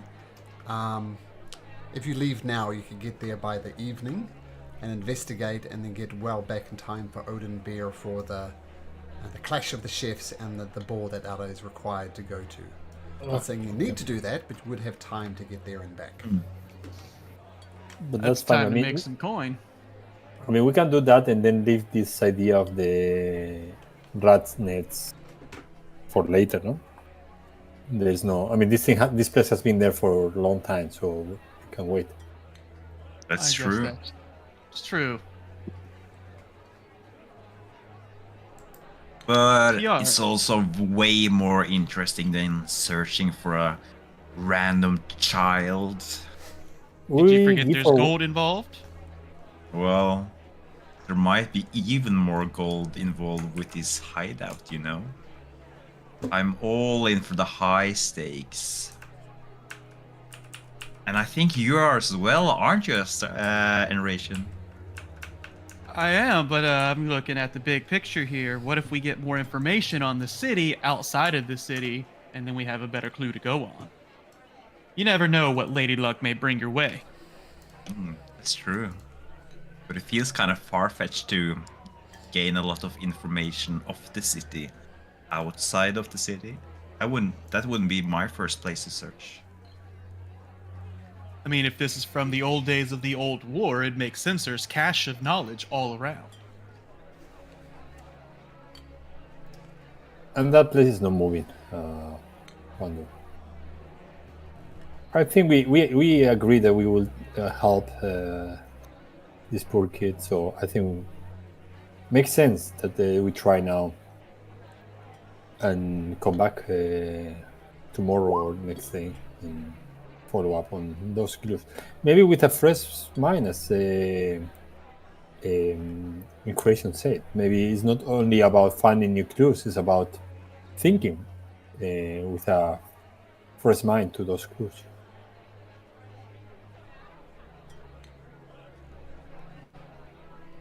This all sounds to me like it's not about the destination. It's about the friends you make along the way, and that's not really my kind of thing, to be honest. But for you, I will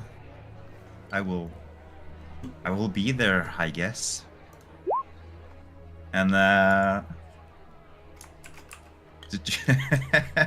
and Venner's gonna take like the last pieces of wheel and eat it, like a little bit annoyed, pouting as he looks away from the rest of the party. He really wants to find this place. Okay. Oh, we're not giving up.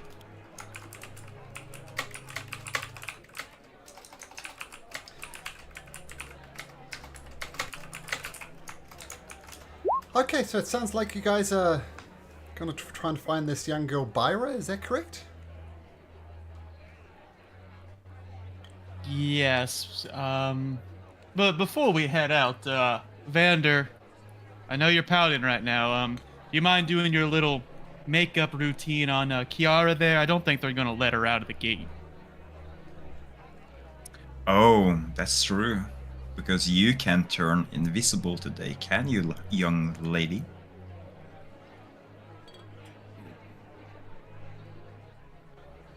But that doesn't really matter because I, for some reason, have a lot of makeup. And I'm gonna make you into a pretty little girl. You cool with that, Kiara? You there, Kiara? That wasn't creepy at all, Vander.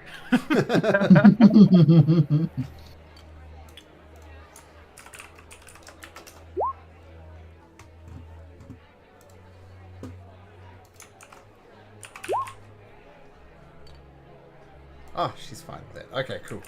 Okay, alright, well, make a disguise check then, as you try and dress up Kiara.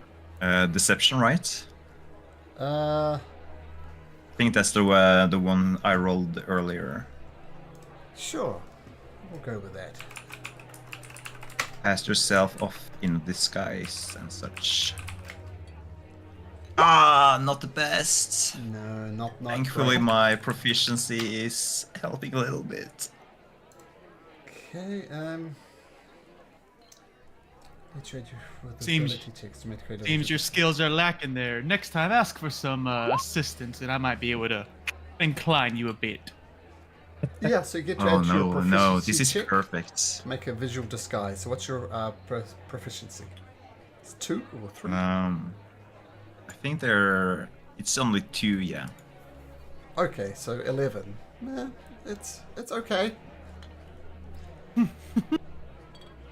So pretty.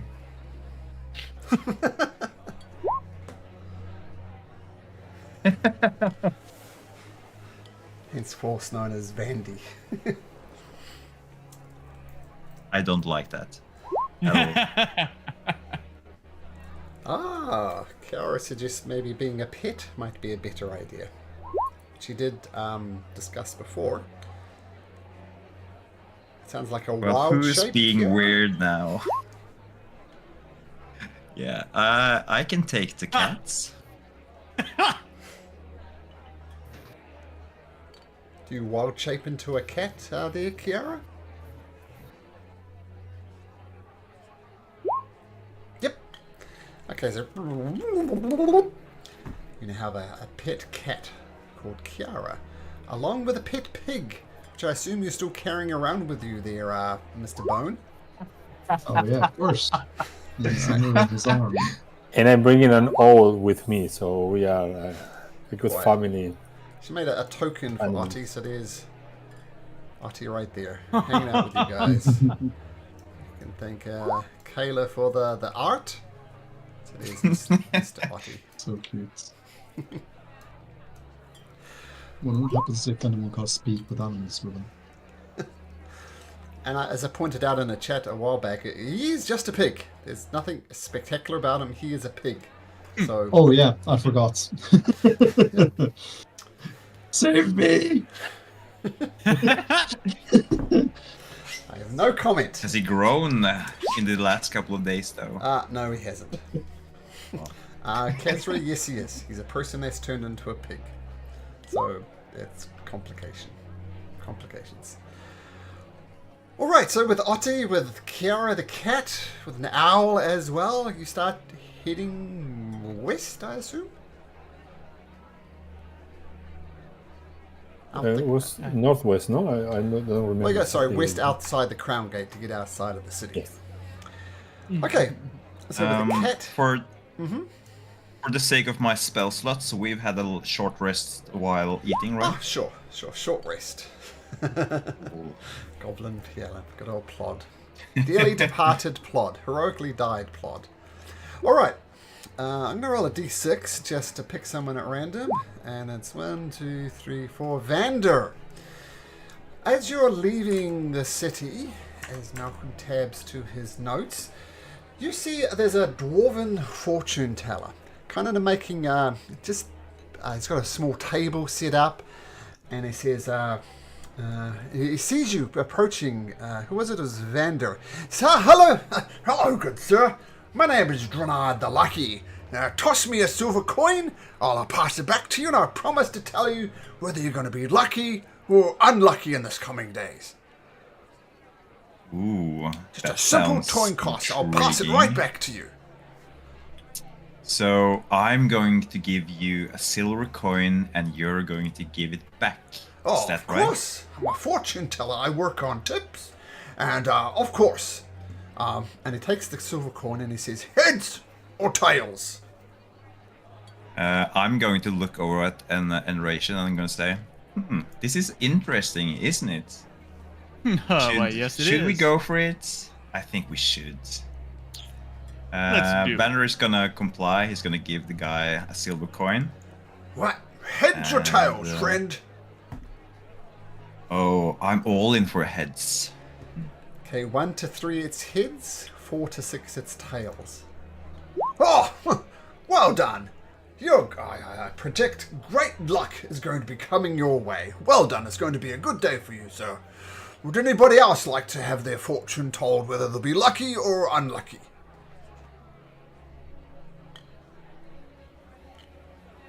Sure, I'll give it a shot. You hand them a silver coin. Yeah. Call it, lad. He flicks the coin in the air. Tails. So 1 to 3 heads, 4 to 6 tails. Oh, lucky again, sir. I predict great luck will come your way. Anybody else? You travel a lot? Do I travel a lot? No, I make my fortune here, telling fortunes. So you don't know anybody in the Seidel family? Can't say that I do, sorry. Worth a shot. Right, anybody else? What about you, my young halfling miss? Would you like to flip the coin? Talking to Kazri. Oh, okay, what about you, young gnome lady? You look like you could do with a bit of luck.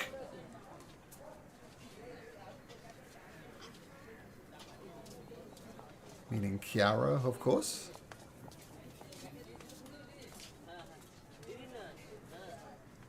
I see you typing. Oh, cats. You're a cat. That's a good point. He cannot see cats. And what about you, big fella? Oh, Bone. I think Hello. you should give him my coin. And Vander, Vander is gonna, he's gonna cast Minor Illusion on the coin, Okay. and he's going to make cast a- show make a- it Make a sleight of hand check. light of hand. Oh, I have so poor rolls today. Look, sir, this is a matter of luck and not luck. It's a simple thing. And I appreciate it if you didn't cast any of your mysterious magic on the coin. Where I come from, you make your own luck, though. But fair points. Well, I think it's best you just move on, sir.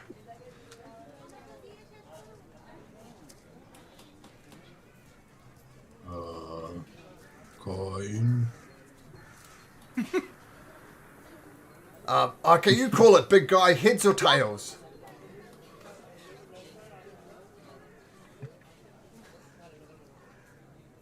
Just staring at him, holding a coin. Would you like me to call it for you?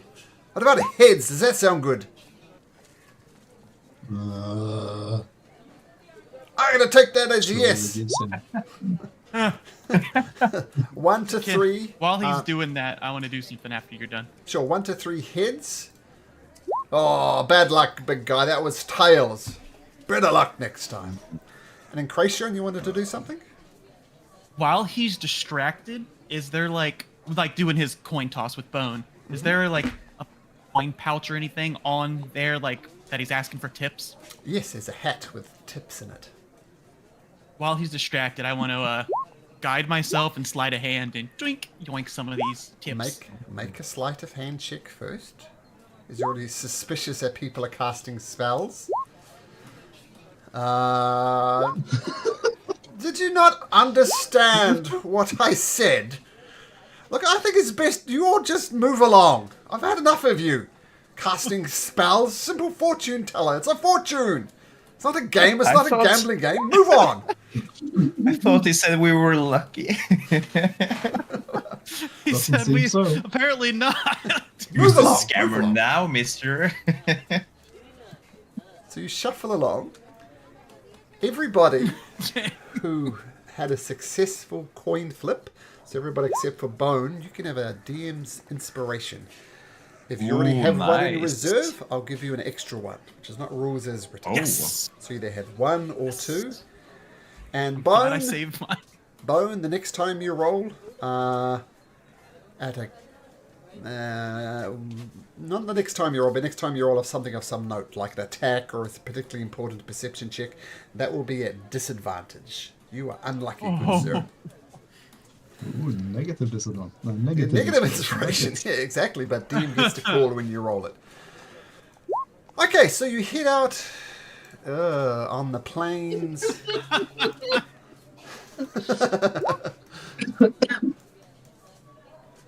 Okay, so you head out onto the plains of Aglarion.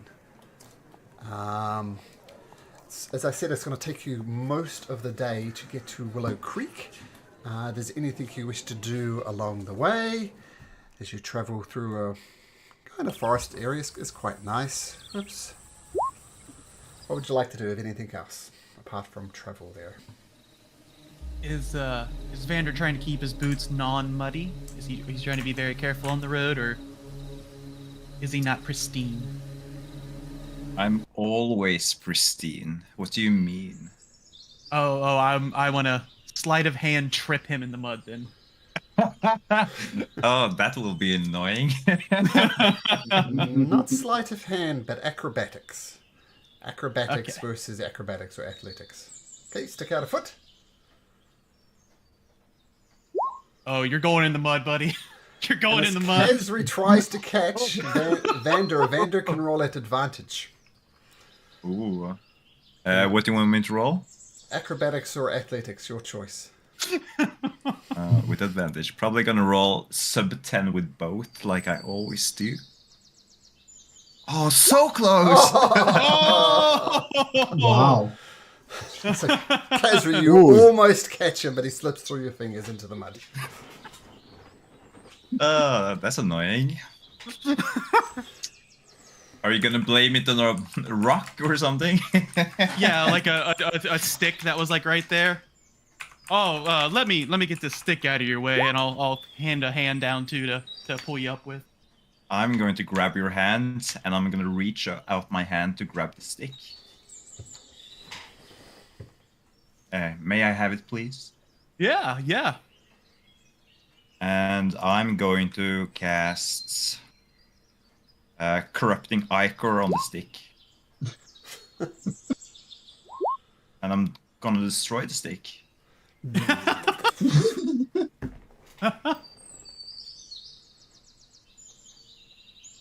Well, so much for good luck, right? I think it was a con. Seems like it was. Well, I tried I'm gonna- to jack some of those tips, but I'm gonna Luck's not thank Cassery for helping me clean myself up, and I'm gonna let her do all the work because I appreciate her hard workmanship so much.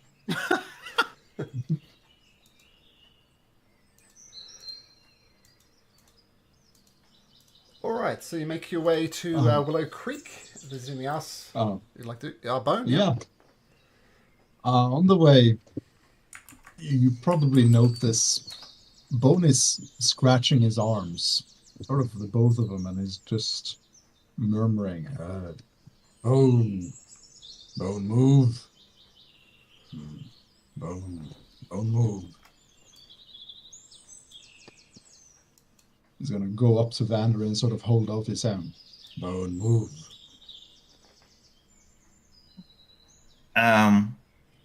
Bone, do you want to hold hands?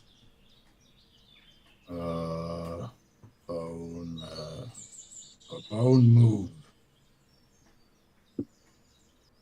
Vander's gonna confusingly scratch his head, and he's gonna gently reach out his hand to grab Bones. Bone move like this. Bone. I guess at this point you get a sensation of something moving. So you hear a small sound of something like you crack your knuckles. Sort of just a bit more muted when you stretch too much. Something crack and buck. Sort of, yeah. Bones moving. Oh. Bone. You're not talking about yourself, are you? Are you talking about your bones moving? Bone move. Yes. But when you talk about bones in plural, you have to use an s sound at the end, or else Vander is going to be very confused. Bones. Atta boy. There you go.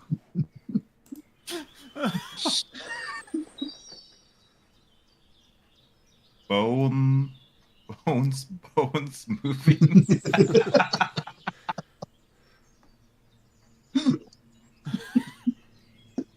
Bone, are you in pain from your bones moving? Does it hurt?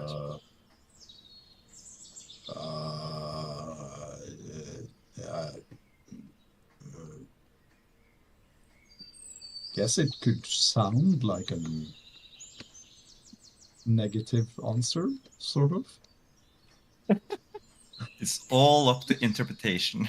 Yeah, definitely. Well, this is fun, Bone. I love talking to you. Thank you for this conversation. Let's keep on moving. Okay, master. Okay. So unless there's something else you'd like to do, you make your way to the small village of Willow Creek. And you arrive almost as dusk arrives. So Willow Creek is primarily like a base for logging operations, for people logging in the King's Forest. And people aren't usually allowed to use the King's Forest for logging, but some people got special permission from the King in Willow Creek. And as evening arrives, you do find a small local inn which you could spend the night in. There's locals milling around, loggers coming in from a hard day's work. What would you like to do?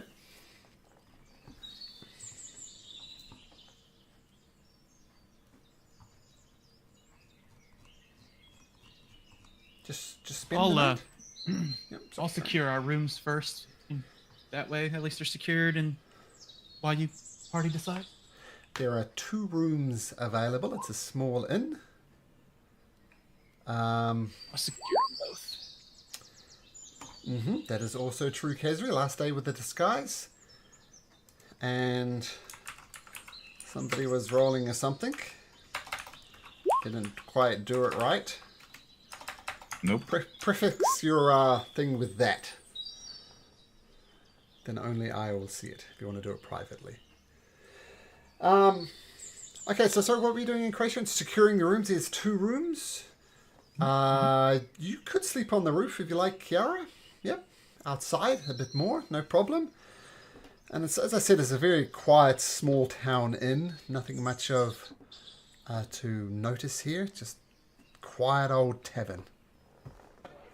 Sorry, I didn't make a note about this business. What was the deal? So that the kid was lost into the forest? If you remember, in the very first session, you visited a candy store run by halflings, and you tried all Yes, I sorts remember. of Yeah. treats. And they mentioned that their daughter Byra, who was a bit of a wannabe adventurer, went to Willow Creek to hunt some type of creature, and she's been gone for some time. And her Okay. parents are concerned, and they Kiara seemed to know Byra as well, maybe a personal friend or something. I see. Okay. Okay, so what do? Go to bed? We arrived late, no? So that's Yeah. probably there's not much. Yeah. Yeah. So I think we go to bed there, and then we will start asking around in the morning. Okay, so Kiara is outside. There's 2 rooms. Who's in the first room?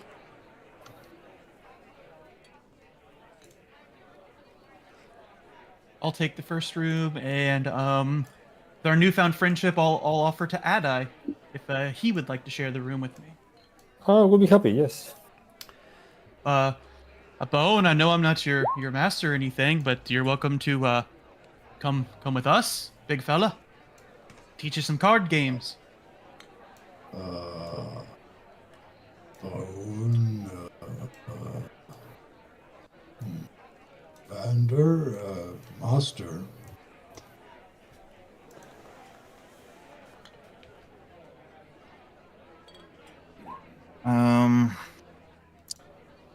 I think it would be good for you, Bone, to play some cards.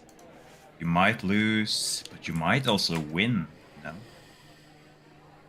Probably the former, but it's not about winning or losing, it's about participation. At least some people like to tell that to themselves.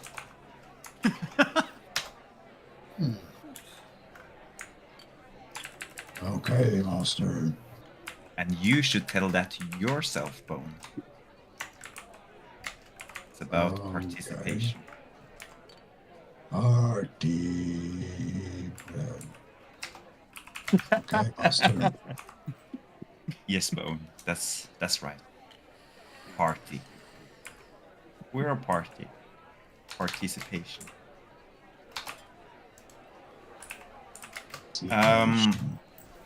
And ration, I'm also gonna show you some of my tools, but I'm gonna do that hidden. Because I think that should be between you and I. Sounds like a plan. We can wake up early, and I don't sleep much, so you just come knocking and let me know when you're ready. Okay. And just to be clear, where's Bone? Within Creation or Vander? Creation and Adai, I think. Okay, so you did move rooms. Okay. And I'm genuinely not sleight of hand, going to attempt to teach Bone how to play blackjack. And in the end, I'm gonna give Bone a gold, like he actually won a hand, so he can show Vander look, I won. Sure. Yeah. I will minus the gold, and you can have a gold Bone. Oh, And Bone, you you're a won natural. fair and square. You're a natural. Yeah.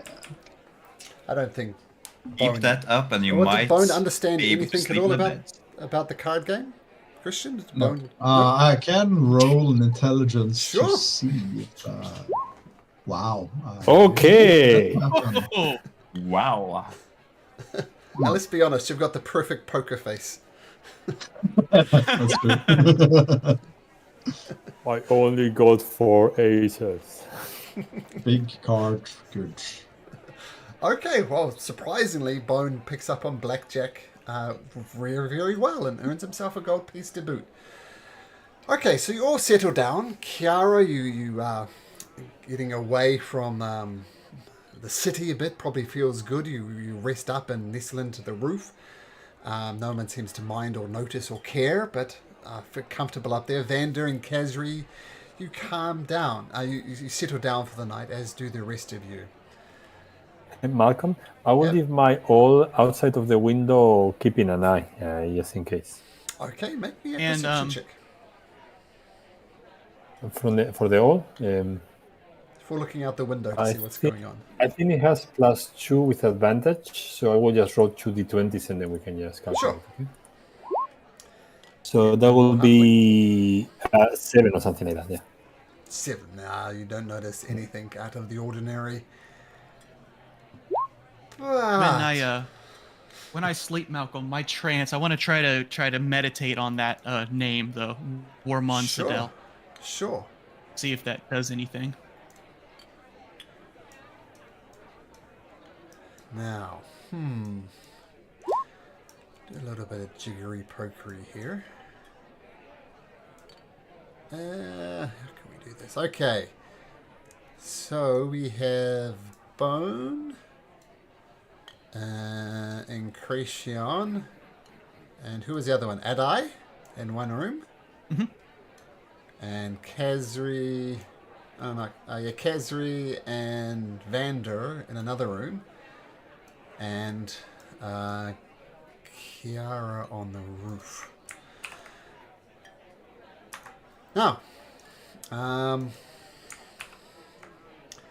so this is actually the map for the Lucky Leap Tavern, but I'm going to use the rooms just so you're not really in the Lucky Leap, even though it's going to probably look a lot like that. So I got you just down here, Kiara, just because there's no roof level there, and the rest of you should see yourself in a sleeping quarters, right? Yes. Yes. In the middle of the night. Yes, there it is. In the middle of the night,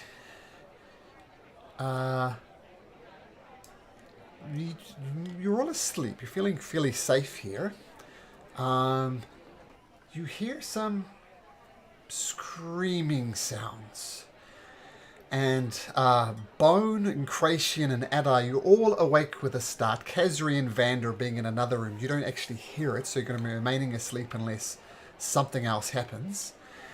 And you look at this thing is burst out of the urn that you were given at the inn, and this creature comes out, and this ghost appears, and it starts screaming, "I am not the murderer! I am innocent! I am innocent! It's not me!" And you see this ghost, it's a female, and she's got a noose around her neck, and she's just kind of hanging there, and she goes to attack you. I need everybody to please, even those asleep. Roll for initiative. Ooh, okay. And a roll for this ghost creature. Yeah, so the ghost has got a noose around his neck and is just screaming, "I'm innocent! I'm innocent!"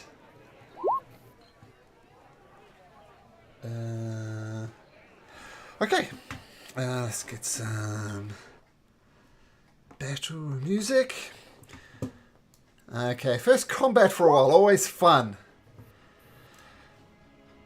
Okay, well, it burst out of Incration and then kind of also floats right next to you there because it was in the urn and it just burst out of your backpack screaming, "I'm innocent! I'm innocent!" Incration, what do you do? Yeah, freak the fuck out. What the? I will, cunning action disengage. Okay. I'll, She goes to swipe at you, and you see her head is at a very unnatural angle. No doubt from the noose that was around her neck. It's almost like at a night. I can't do it myself because my neck isn't broken, but it's almost on her shoulder. And she keeps on screaming, "I'm innocent!" What do you take do? my action to bang on the wall of the door, be like, "We got a ghost in here!" And Okay. Then I'll take the rest of my movement to here. And be like, "Bone! That's not a friend!" And that's it. Okay, so banging on the door where you know Kazri and Vander is. Kazri and Vander both making me a perception check. Won't be very high, it'll be DC 5 to wake up with a banging. Kazri, you wake with a start. Only problem is you're going to start prone. Oh, And both of you. I both, hope that would still be asleep. That would be so funny. Hopefully you're still asleep. But the banging on the door wakes both of you up. The only slight problem as you're prone on the bed. So that's where you'll start your turn. But you did wake up. And the shadow, this girl with this weird crick in her neck, reaches out and looks Bone in the eye. Says, I am innocent! I am innocent! Don't you understand? It wasn't me! How does Bone react? Bone is probably lying on the ground, still prone, is just looking up at her. Is starting to frown, realizing what Incration said.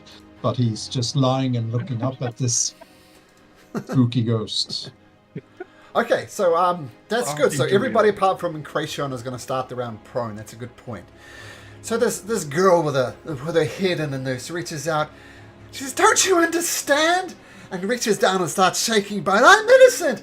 I'm innocent. And I'm going to make her roll an attack. Let's set this up properly. She rolls a 22. And she says, I am innocent! I am innocent! You take 7 points of necrotic damage, Bone, and roll me a d4. Yeah.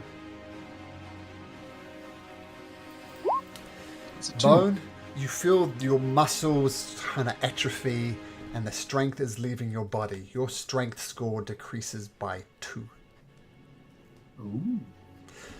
So take a note of that. I'll say there's a way to get it back, but for the moment, you're for the foreseeable future, for this combat, at the very least, your strength is reduced by 2. As he continues to shake and says, I am innocent! I am innocent! Don't you understand? And Vander, it's your turn. Whoops. Well, such a big, loud, annoying sound. Let's check it out. I'm gonna get up. Yep. Or I get down again. Probably will happen. And I'm gonna open the door. Yep. I'm gonna gently tap on the caster's shoulder and be like, "Oh, come on, we need to check this out." And there it is. A ghost hanging from a noose. Vander's just gonna spectate this whole spectacle, and as she keeps repeating herself that she's innocent, Vander's gonna be like, he's gonna make a a joke out of it, actually. "Oh, are you innocent? Well, pleased to meet you. My name is Vander. Would you please let go of Bone? He's a very kind guy." And she's still shaking Bone, screaming in his face that he's innocent. And this twisted neck turns around to you. I didn't kill him! I was framed, don't you understand? "Well, I don't mind if you killed him." Ah! And she starts shaking Bone again. I'm innocent! I'm innocent! Is that your turn, Vander? Yeah. I think Kiara... I think, did you skip Bone's turn? I think I was right after the ghost. Sorry, I did. So the ghost goes and Bone. My apologies. Bone. No worries. I guess he's gonna get to his feet and he's gonna be like, he's not liking this situation, so he's gonna just frantically punch the ghost, recklessly. Punch the ghost or use your sledgehammer? No, it's on the floor at the moment, so he's gonna just try to punch it for now. So as a reflex, you come and punch her, and she you hit, so roll damage. That's 3. That doesn't 3. Okay, 3. So you go to punch her, and you find some type of connection, but your fist almost goes through and hits the wall, and you bring it back, and a smoke appears. So she takes 1 point of damage. She's resistant to bludgeoning. So didn't do a lot, but you did get some type of purchase on the body. Yeah, that's Bone's turn. Okay, cool. And Vander had his turn. And Kiara, you are up on the roof. I'm going to say you're in the roof above these people. So make a perception check, DC 10, to see if you notice what's going on downstairs, Kiara.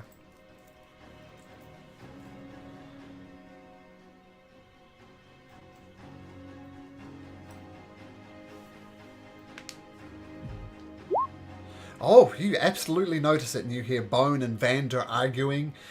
Now, this is a thatched roof. You could burrow your way through if you wanted to. Require some skill checks. Is that what you want to do?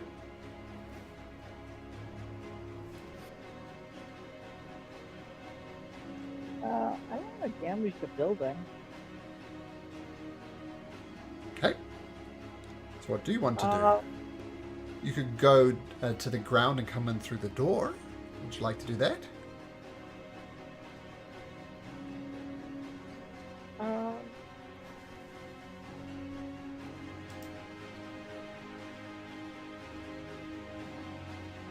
I actually have anything with a burrow speed?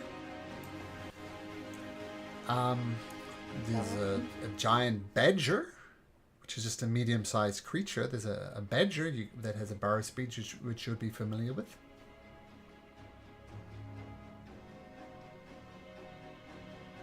I'll just go down and use the door.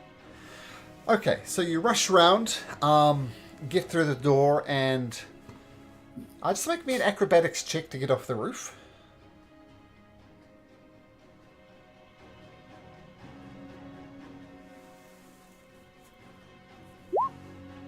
So you do it very unspectacularly, falling off, and you land with a thump, taking 5 points of bludgeoning damage, 5 times the punch power of Bone.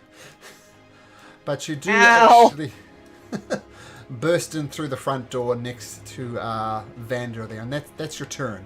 So it took your turn to fall off the roof, land next to Vander, and that will be your turn. Okay, but you're on the scene with a natural 20. Well done. Natural 20! That was a quarter of my health. Ouchies! Okay, so landing on the ground with a big thump, rushing to the aid of your companions. Not sure if many of you are actually friends yet, but companions. And we'll switch attention to Adai. Adai, what would you like to do? I will stand up slowly, grabbing my sword, and go around and tell the spirit. We don't mean any harm. We are actually here We are investigators from the city. Tell me which is the crime you have been accused, and we will try to sort it out. What did the people say you did, which of course you didn't? And I'm gonna use dodge because I don't think it will go well. I will try to convince her to talk more. Yeah. They said I killed my father's new wife, but it wasn't me. It was him. I'm innocent. Don't you understand? Who's your father? We can investigate him. And others that might be jealous about what happened there. His name is Jorman Seidel. It was him. It was Jorman that did it. Not me. Okay, now this name rings a bell. I'm innocent. You don't understand. We have the is the name of the wife, and I repeat the name that was in Creation's. Yes, Warman Seidel. Yeah. 2 L's. Yeah. Is the name of the deceased Warman Seidel? Why won't you say anything? I'm innocent. And shaking bones. We can just relax and go to rest. We will investigate that and clear your name. Make a persuasion check. DC 30. I'm not sure if you can even do that. 30. Yeah. I'm gonna roll just to see whether I get a 20. I fail anyway. I have a -1.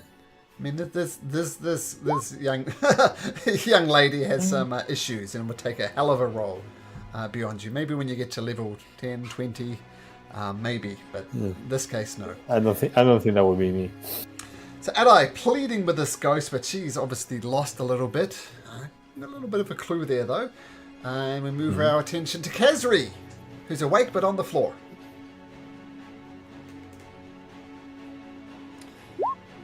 Up we go. Okay, stands up. Do one of those cool backflips from your back on your feet. Cool.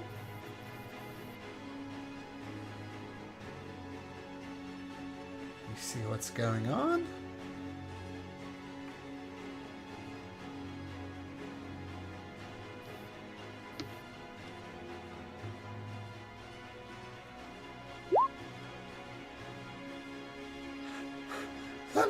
Somebody believes me. That's right.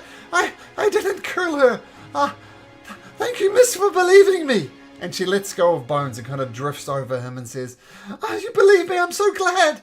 I did not kill him. It wasn't me. I'm innocent." Okay, trying to calm down the... You're trying to calm her down, Kazri? Yeah, same roll as Adai. Persuasion.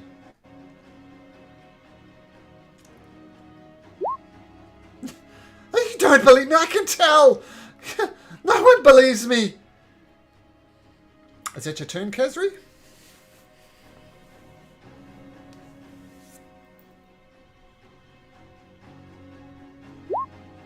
Okay.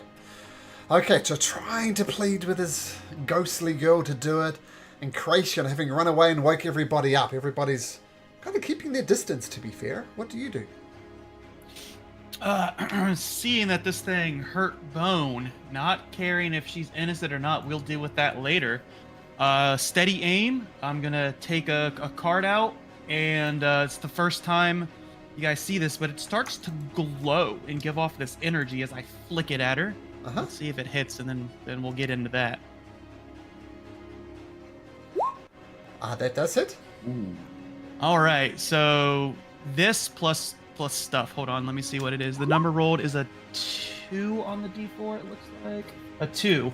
So on a 2, until the start of my next turn, the target speed is halved, and it can't make more than one attack while its speed is reduced this way. But a 2 does not give sneak attack damage, so that's just 5 piercing. Okay, and does it get a save for that?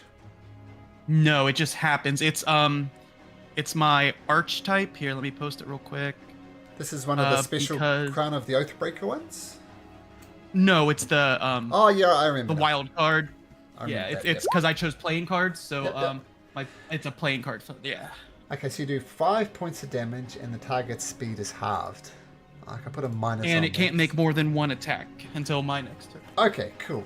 And you throw, and the card kind of passes through her mostly, not doing a lot of damage, and it kind of clanks at the feet of Vander, your metallic card. Okay, that's the turn. It's a nice card. It is. Okay, so the ghostly girl with her neck crick, she continues to claim her innocent. She's kind of torn. Bone wasn't really reacting, and Kazri thinks she's innocent. So 1 to 3, it's Bone. It's Kazri, so she turns her attention to Kazri. You know I'm innocent! You have to tell the people! You have to tell the people! And she starts shaking Kazri, saying, No, you must understand, I'm innocent, it wasn't me!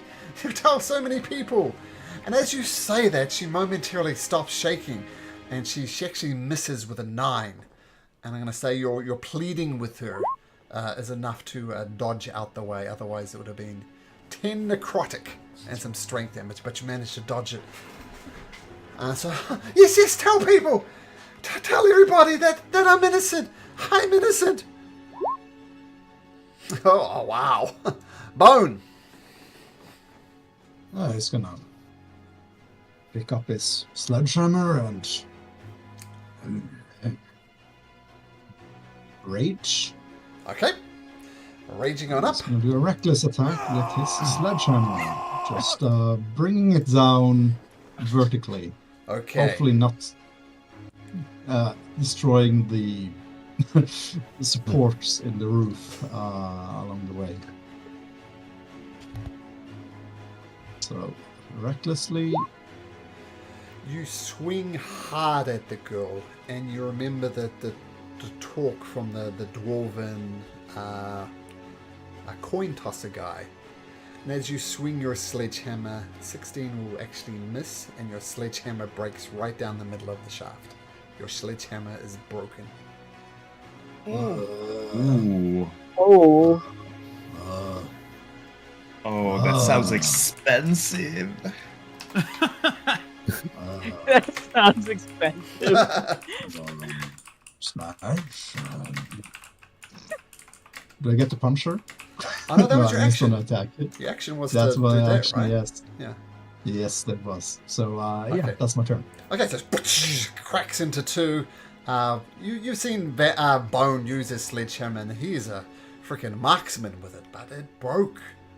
Vander, what do you do? I'm gonna look very annoyed at Bone, and I'm gonna say, Bone, why did you break your weapon? We need to fix that. Be kind to this girl. She hasn't done anything, I think. Have you? You haven't killed anyone. I'm innocent! At least Haven't you you tell heard me a you word haven't. I said? I'm innocent! Oh, that's true. You are innocent, aren't you? I believe you. You look like a very nice and pretty young lady. Okay, I've just noticed Tell the me. girl's raging, not Bone. Let me just fix that. Yes, fix it! Fix it! Tell everyone you know that I'm innocent! Yes, please fix it! Oh, I would love to, Mrs., but I don't really know. Do you want me to tell them that you're innocent? Yes! Okay. But I don't really understand the situation. Can you explain it to me further, perhaps? What has even happened? My father... I don't understand. My father killed his new wife, and he blamed it on me. I'm innocent. I'm innocent. And he starts shaking. Oh, that's casually. horrible. Oh, don't shake people. That's not kind. That doesn't really help your cause of being innocent, you know. But I believe you. I believe you're a kind soul and a gentle spirit. She keeps I'm shaking. going to tell everyone that you're innocent and that your father is a filthy liar and a pig. Yes, do that. Do that. Do that. She seems to like that, Bender. And is that Very your turn? good. Just pleading with the girl. Yeah, I'm gonna try to get her to calm down. Just gonna try to feed her some more words of what she likes to hear, what works. Try Make a to persuasion. distinguish what doesn't work. DC 25, which I don't Persuasion. think you can make. No, I actually with a nat 20 I can, but I'm probably not gonna get that. Very close. Though. Very Oh! Oh! Wow! She pauses for a second. Starts shaking Kazri again. I'm innocent! Kiara, as you burst through the door, you see the situation unfolding. What do you do? Rubbing her backside after like falling through the roof. Ow. It's okay. Ow. I understand how you're feeling. I also had people blaming me, saying that I killed people. I believe you. You definitely didn't kill those people. I can tell you're a really good person deep down. If you just calm down, I can try to help explain that you're actually a really nice person and didn't actually kill anybody. That's right. That's We're right. I'm both nice. we're- I was a good girl. I know. Well, but I didn't do it. It was my father. I'm innocent. Kara, you can try and calm her down if you like. Yeah, we both got accused of killing people. We both didn't do it. Yeah, Persuasion. I'm gonna try to calm her down. I am nowhere near as good at that. Vander went close, but not close enough. Yes, you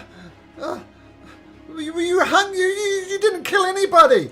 If you were hungry, you'd be swinging from the gallows like I am. I am innocent. I am innocent. You don't understand.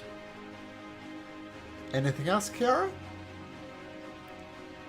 No, I'm gonna spend my turn to try and calm her down and convince her that, I'm agreeing with her. She didn't kill anybody. Okay. And we can try to help spread the truth. Okay, Edi, on guard, still, we're dodging anyway at the start of your turn. What do you do? Can my bird go through the window that Kiara opened? No. Sure, you want you're familiar with you? It was outside, but if he can go inside, I will order to go inside and help me.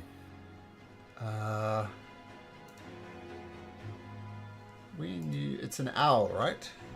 It's an old, yes. Let me get you an owl firstly. Here's an owl. And if you want to come up with some cool token art for your familiar, I can make it a proper Yes, token. As opposed to that. I will check one and then I will bring it. Oh, there we go. Okay. So I call it Coastal is the name of the oath. Coastal, okay. Like my grandfather. I shout to the woman, I believe you, but what you're doing is really dangerous. We will try to clear your name, but you have to stop. If you don't agree with me, you can talk with them. And I sign, and I look, I point towards Bandur and Kiara. They may seem to be more understanding. And my bird will pass to help me, and I'm gonna hit her with my greatsword. Okay, so I will use. yeah, we can do that. So Coastal will go over and get in her face, right? That's the idea. Yes, so basically, a coastal will pass by and help me by just distracting her, and then I will attack. Okay, we'll do that this round, but remember, Coastal gets his own initiative, but we'll do it this round anyway. Sorry, I forgot that it's like that. That's all right. We've been forgetting about Coastal altogether. So this attack with your short sword, if that's what you said, then absolutely you can make an advantage. Okay. And I use the booming blade. Okay. Okay, that's will be a 20. So you're about to miss her, but then Coastal distracts her at the right point, and the greatsword hits mostly air, but does do some damage. The most damage he's taken. Yeah. And I shout again, but as I say, you can go there and continue talking with them. And I point towards Pando. What are you hitting me for? If you think I'm innocent, why are you attacking me?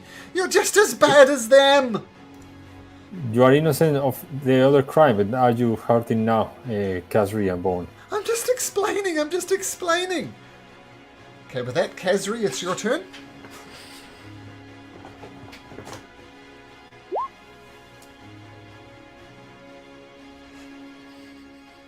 Make a persuasion check, Kazri. As you say, we believe you so very, very much. You are just overwhelming us. Can you explain clearly?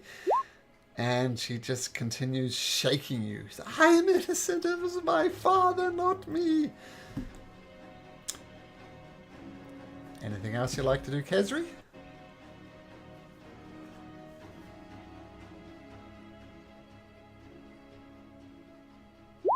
Okay. So Coastal will say, just does that help action then, and we'll retcon it a little bit. And then Cracion, people are trying to calm this girl down. I mean, she obviously has reason to be upset if what she's saying is true. How doesn't Cracion react? Yeah. Same way. I'll investigate it once the threat is gone because steady aim and normal card. I'm not gonna do the special thing. Okay.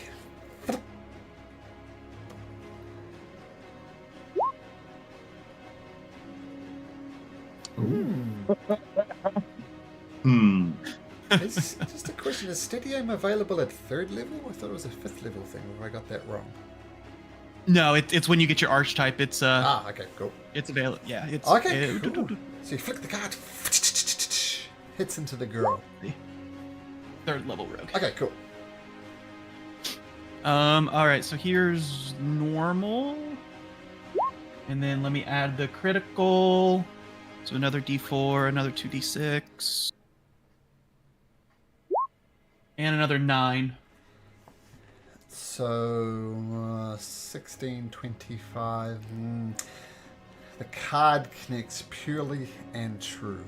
And Cracion. How do you want to do this? It's a super fast flick of the wrist, so the card goes through the ghost, and then comes the wake, and it just kind of whoosh makes the ghost just all disperse. And her last re-dying words are, of course, I'm innocent. Poof. And she fades away.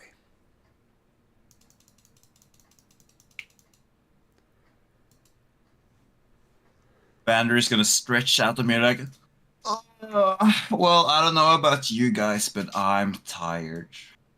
Should we go to bed? Ow. What was that all about?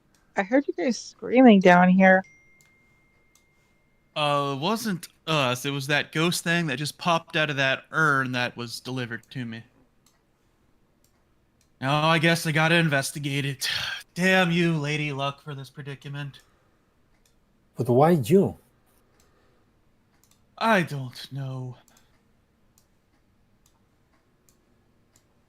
Well, it seems that well, it could be that this halfling that disappeared here might be investigating the same.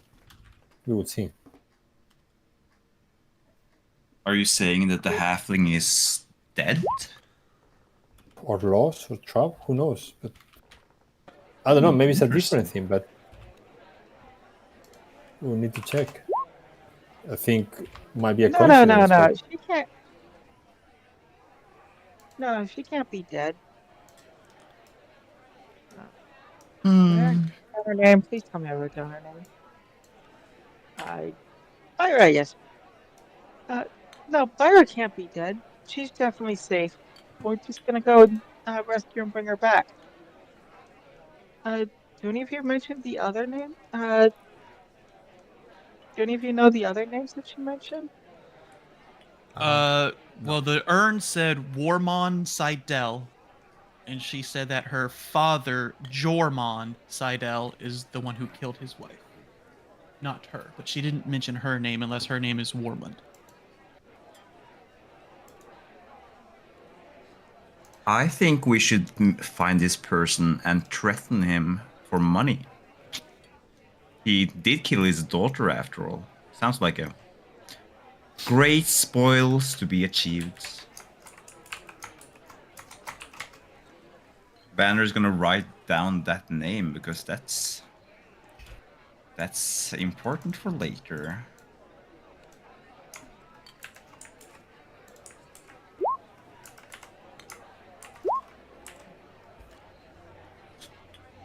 As you're thinking about names, you think, what was that girl's name?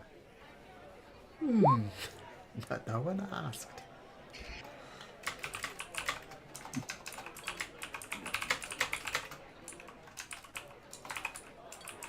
Okay, you get back to sleep eventually. Everybody get a long rest, but Bone, you're still down 2 strength, so keep that in mind. Yeah. Don't worry, Bone. There might be a blacksmith here to fix your hammer. Since Vander didn't care.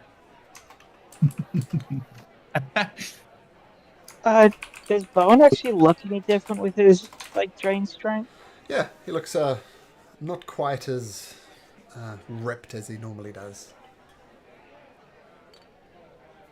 do we know anything about ghosts and how to recover? Whether you need a blessing or something like that? Before we go to bed, can I try to do a medicine check on Bone to see if I can Sure. recognize if I can help him at all? Sure. Yeah, do a medicine check.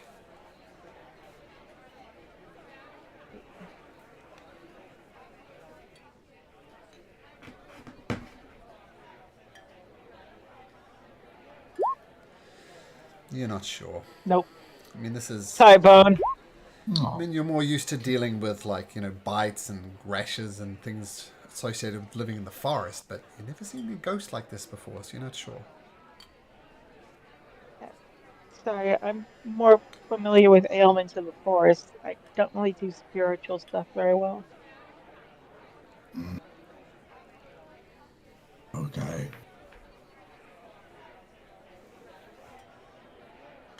Khazri, mage armor, first thing in the morning? If Hey, you're... Vanda. Sorry, Karen. Hey, Vanda, you're familiar. Hey, Vanda, you're familiar with Bone, right? You know if he's you know if there's anything wrong with him? Banner's gonna look at Kiara and it's gonna say, Kiara, there's plenty things that's wrong with Bone. I don't know if you noticed this, but he's kinda not the brightest fellow. He's very kind though.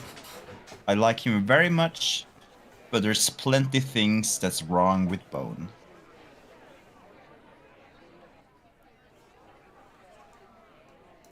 I don't know. Basically, he seems like he's perfectly all right, other than his mention of his bones moving earlier. That also kinda well, doesn't seem normal either. Might be another thing that's wrong with Bone. Another thing to add to the list, I guess. He might be learning how to wild shape like I can. Ooh, that seems interesting. Might be useful.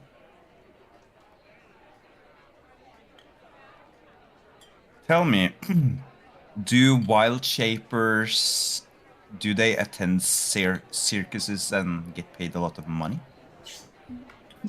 I don't. I mean, you saw me do it when I turned into a cat. I did, and it was very cool to look at. I think, Kiara, if you put that skill of yours into good use, you could make quite a few pennies if you'd like. I don't know. We don't really have much need for metal currencies in the woods. Oh, you I might be, don't? I might be able to barter for some goods that we need, though. Well, Kiara, I'm just gonna be straight with you right away. I am in very much needs of those metal currencies that you see people use. So if you ever stumble upon something like that, please, I would love to take it off your hands. I know you and that Incracion person, you both seem really fond of the metal currency bits. Oh, we are. But you should give it to me, not to Enration. I don't think he would value it as high as I would.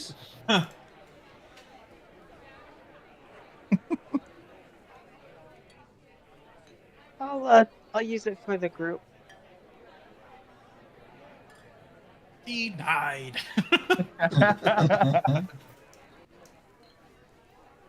Worth a shot.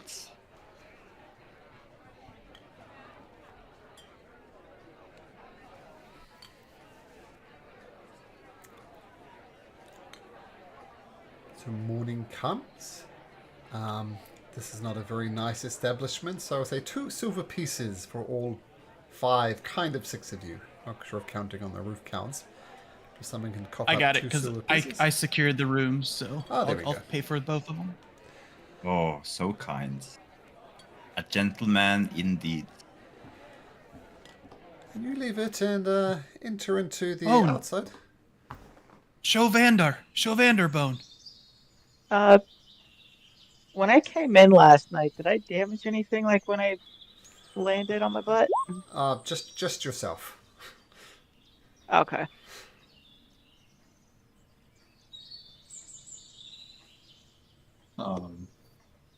I guess Bone is going to look for his coin and cards.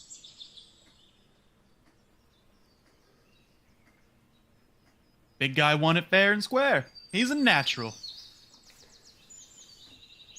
Well, do that 1,000 more times and you'll make me very happy, Bone. Okay, Buster. Goes off to find someone playing cards.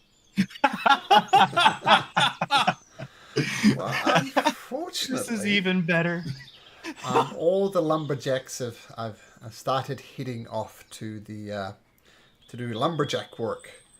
You could definitely try your hand at blackjack back in Odenbeer, but it's not really the done thing here.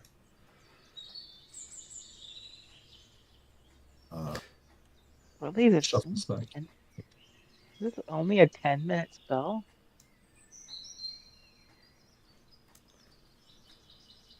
As you leave the inn, one of the lumberjacks who is about to leave turns around and says, "Ah, my goodness! Is that you, Kiara Barkhide? It's not often we see you outside of the King Forest. What's this, twice in 3 days? What brings you out here?" I came back up here to look for Byra. Apparently, her family's worried about her. Oh, that lass, she's got quite a head on her shoulders. She's so arrogant. She wants to be an adventurer, but she was in town not that long ago, and she was asking about if anybody had seen a manticore. I said I didn't. And Oh, I'm pretty sure I didn't know what a manticore was, but so I said no. But she kept on asking around a manticore, as if we knew what it was, and she hid out to one of the logging stations. So I don't know, but she's after a manticore. She always had a strong head on her shoulder, that lass. She was asking something about needing help hunting something when I was through here last time, but I was Ah, on a very important mission to the king. But I said I could help her when I was done. well, she's off looking for a manticore. If you go out to the lumber, one of the lumber sites, and he points you in the direction, maybe have a look for her there. Uh, thanks. We'll try looking at the uh lumber bases first. Okay. All right. And he heads off into the forest to do some lumberjacking.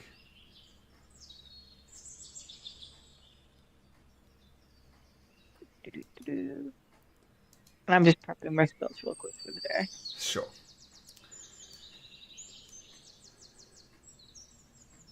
What do you hear, Kiera?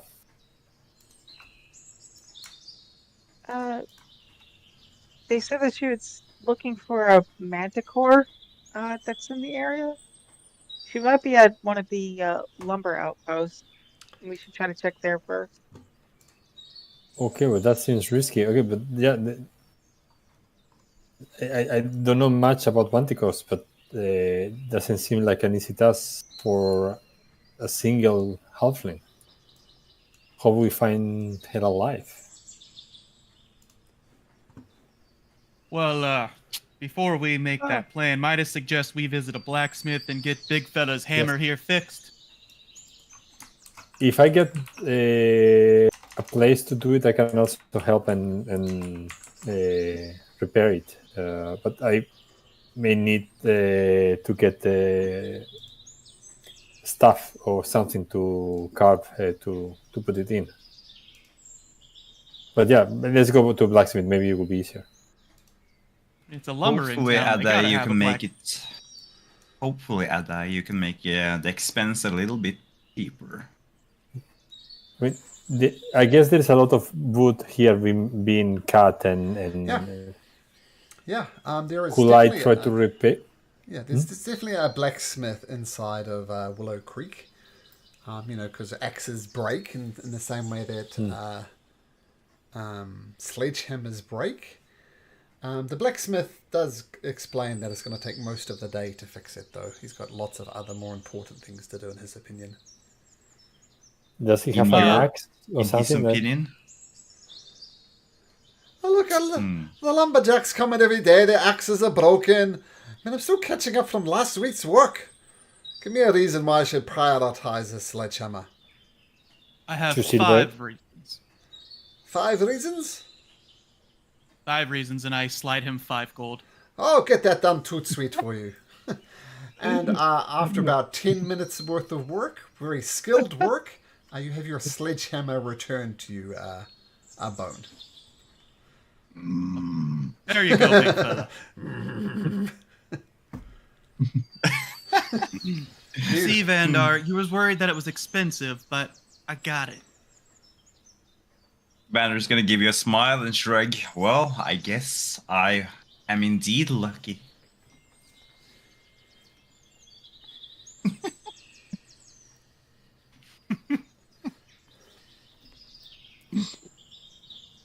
Blessed by the gods. Thank you.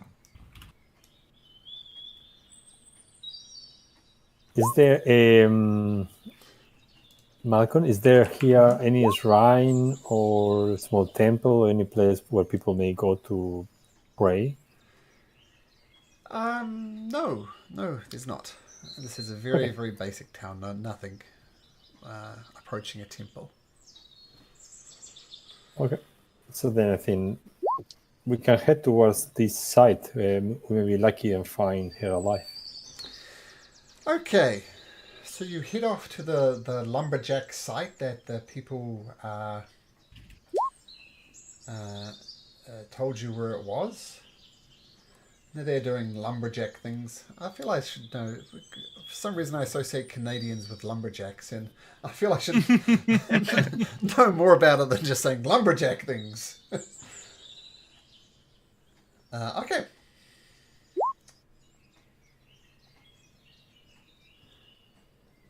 Okay. Oh, yeah.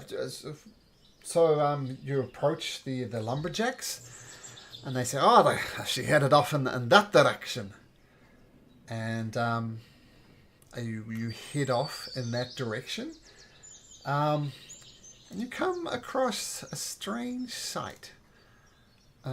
Whoops. Why isn't that? So we will go cautious because any of us know anything about manticores? Did we? Make a history check to see if you've heard about manticores.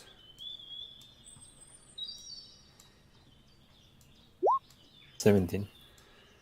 They're almost mythical creatures. You haven't really seen or heard of one, but you know they're particularly nasty with they throw spikes from their tail, and they're quite vicious.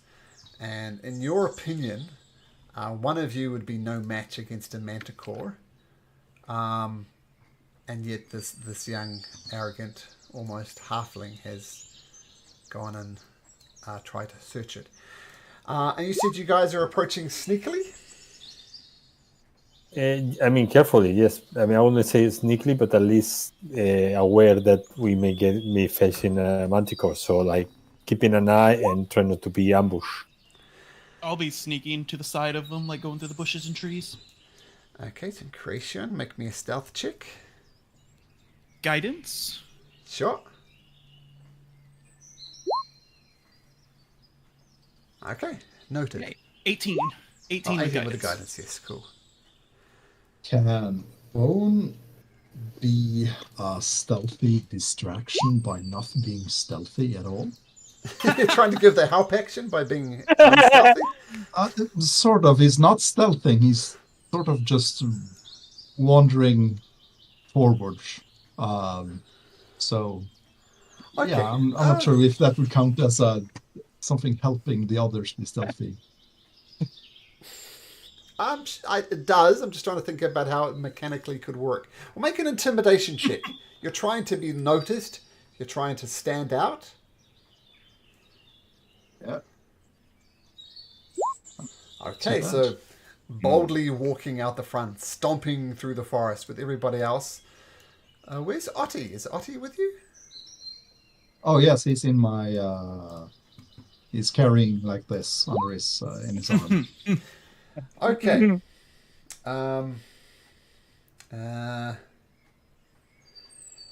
So, Body about to be manicore food.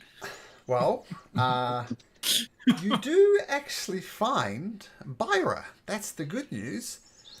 The bad news is she doesn't appear to notice you, and she's trapped in this ginormous web, as is a creature you assume to be a manticore, and they are both not moving. Massive spider web they're in. Okay. Is it up in the air or is it down on the ground? Oh, okay. Then, yeah. It's about 30 feet up in the air, like where Byra is.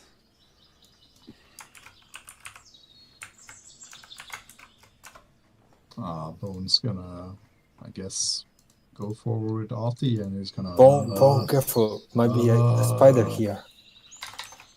Don't touch the web.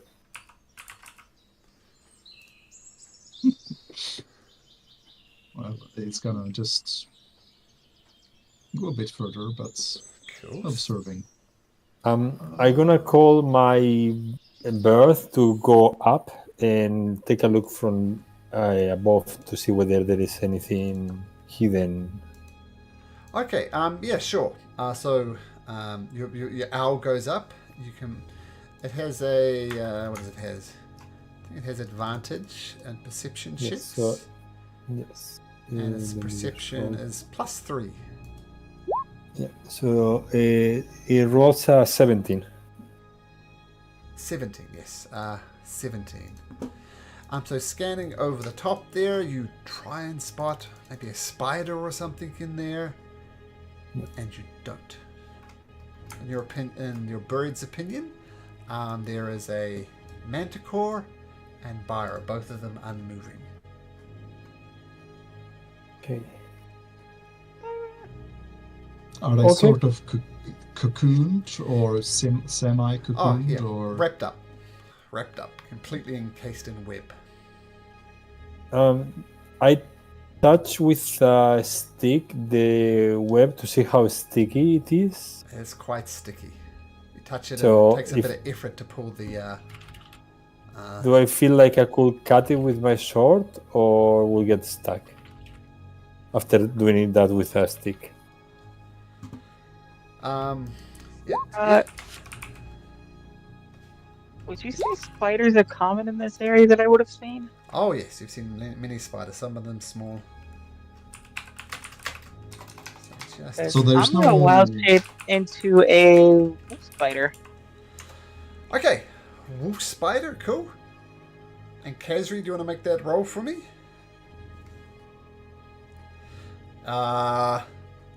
Encration, Bone, Vander, everybody. You notice Kazri gets out a torch and is attempting to light the thing on fire. Nice. Do it. is it spider web below the tree line, or is it all up in the air? It's all up in the air. Okay, in that case, yeah, Bone is going under all of it. Oh no, you can't go. Well, no, sorry, it goes from ceiling to ground. Oh, okay. And Kazri, you in your wolf spider form, you climb up onto the web as the fire starts to spread from Kazri's shenanigans. And what are you doing? You see your friend Byra there. What do you do? As a wolf spider, I want to try to remove her from the web. Kind of like working the cocoon free of the webbing and try to take her up off of it. Okay. Oh.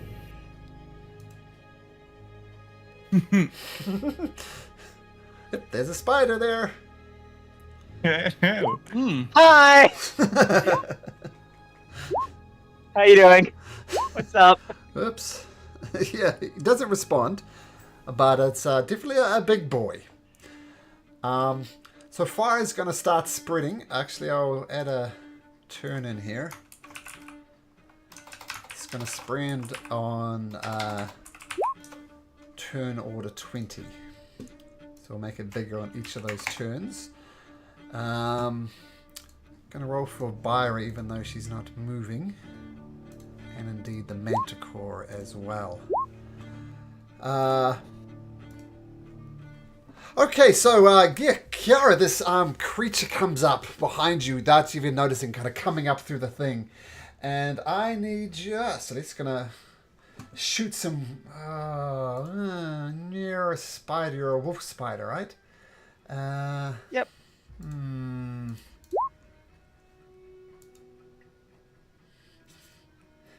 Yeah, it's still going to do this. It's going to, as it pops out, it's going to shoot a web at you, at your back, as you didn't notice it was coming.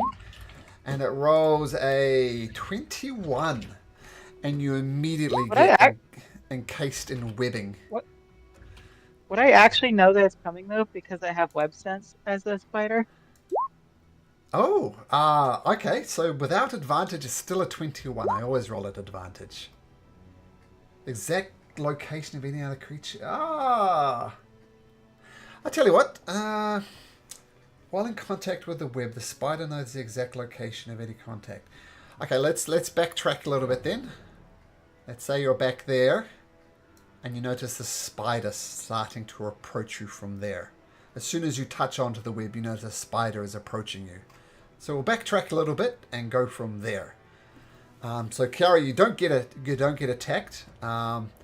You're not webbed, and I assume you say, "Look, there's a spider over there." Is that right? Oh, I don't think I can talk. Oh, I'm in wild that's shape. true. Okay, so Vander, what do? You don't see the spider. I am. Well, I'm just gonna stand next to Caster and be like, "Yeah, burn it down." Okay, the manticore struggles in the thing. Byra, not struggling, not even moving. And the fire spreads. What did I put this on the wrong level. There we go. There's the fire. And it spreads out a little bit more in all directions. There we go. That's how big the fire is. A raging, coming up the webs there. Kesri, what do you do? She had to let her dog out. Oh, did she? Got to let Poe out. Poe meaning dog, I assume. We'll come back to Kesri. I don't see the spider in the tornado either, Malcolm. Just the manticore. Thank you. There he is. Okay, so Kesri, when she's back. Whoa, what? There we go. All right. I think you moved Kiara. Oh yeah. Is this I think right? I accidentally hit undo. Oh. Oh, Byra, get back over there. Ah, what? No. Is everything good? I'm confused. Everything's good Yeah. now. Okay, everything's good Yeah. now. So, remind Kazri that she has a turn when she gets back. Kiara, noticing the spider approaching, what do you do? I got a spider on one side and an inferno on the other side. That is true. How much movement does spider have? 40 feet.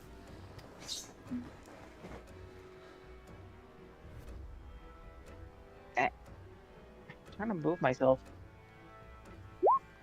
Oh, wait a minute. Sorry. Because you weren't here for the first session, I haven't made this your default. No, you should be able to move. I'm having trouble moving on my phone though. Ah, sure. Where would you like to go? I can move you. 10, 15, 20, 25, 30. I want to come up to the other side of Byra, avoiding the giant spider. Okay, so swinging around like that. Yeah. Okay, maybe a bit further because the fire is going to spread.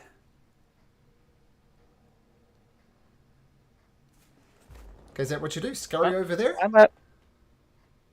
Not up there. Whereabouts? South. The other I think side? she wanted to go like near my ping. Like down this way? Over there. Yeah. Okay, cool. That makes more sense. Okay, so scurry over there. And yeah, we're going to rewind time. And Kazri, your turn.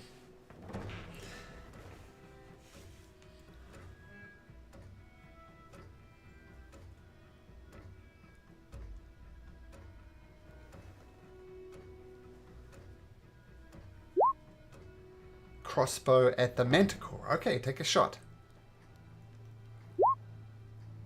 Crossbow, yeah, that hits. And as the crossbow slams into the side of the manticore, notice it kind of jerks to attention and starts to struggle to get free of this trap. It's yeah, kind of woke it up.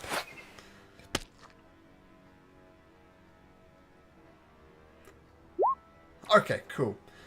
Bone, what do you do? Under.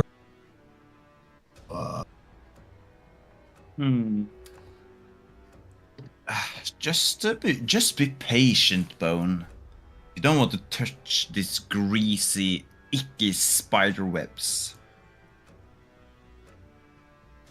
Okay, master. Okay, Do a dodge action. dodge action. Have we Perhaps- even noticed yeah. the spider yet? Now you do. No. Oh. As it The Bender's comes gonna point. There, Bone! Crush it! It's going to shoot a web at you, Adai, effectively coming out of stealth. 23, I assume, hits.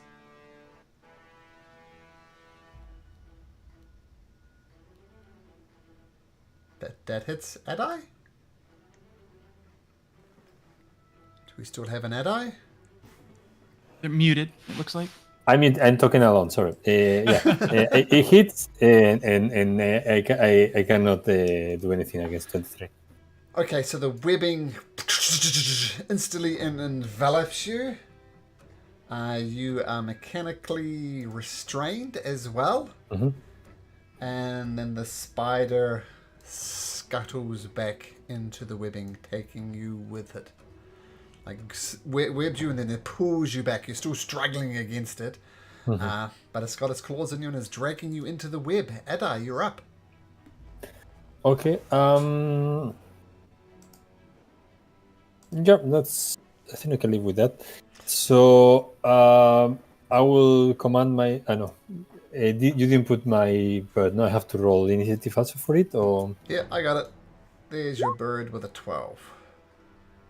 So, let's say it acted just before you. yeah. So basically, it will give me. It will help me, and then I'm gonna attack the creature with a straight roll. Okay. I will use also my bonus action first to hex the creature. Okay, hexed up. So straight roll. That's 18 to hit. 18 does it. Okay, so they get this and the hex damage.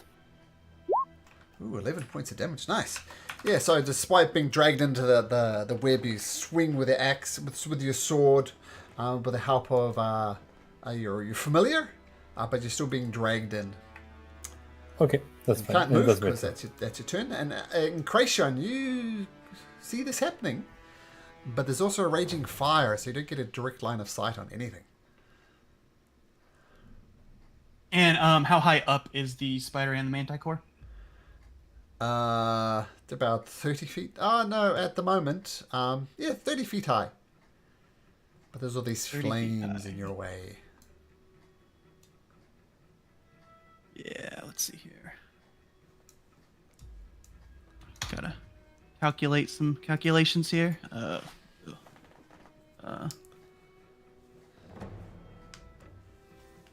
Okay. That's not gonna work that much. You know what? We'll just move over to here. Because I have base of 35 being the wood elf. Sure. And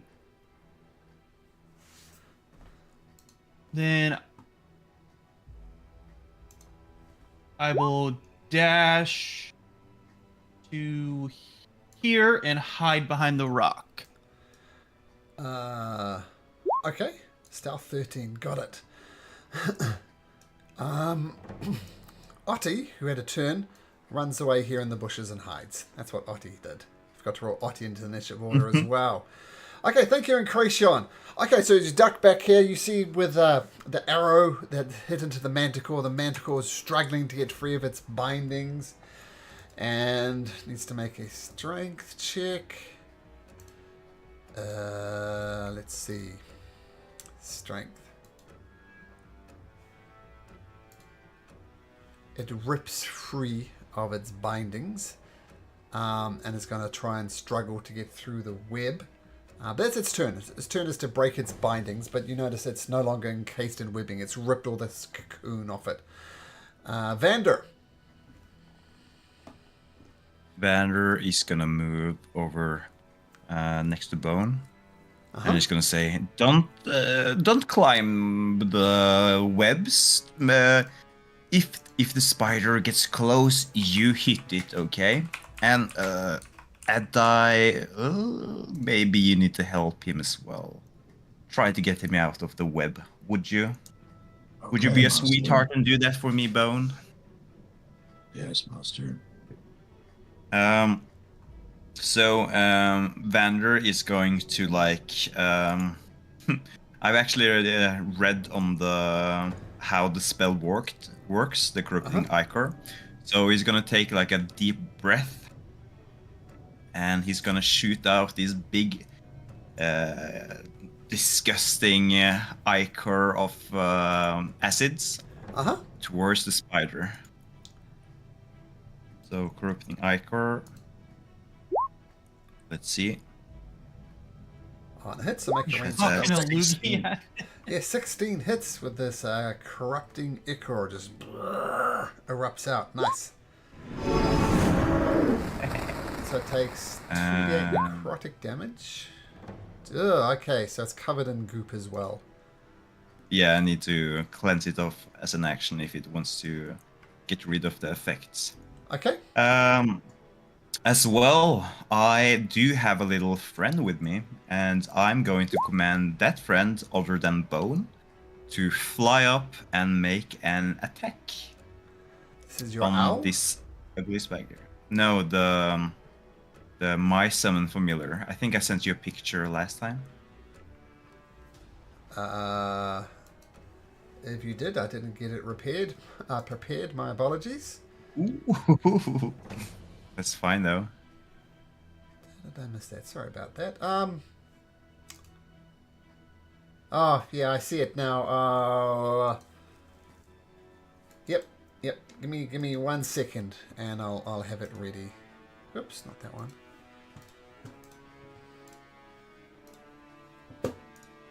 Well, it's going to be no big surprise that my little friend is going to be a invisible little imp that's been hiding on my shoulder for, well, the last couple of days. I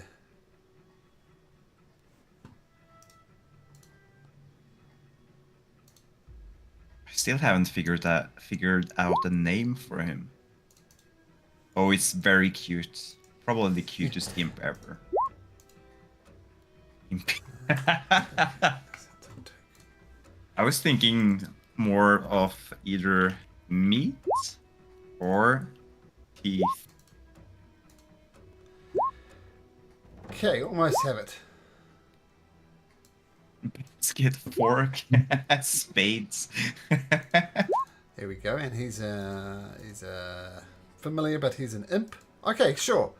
But he's an actual familiar, right? Yeah. So he can't actually attack if he's a familiar.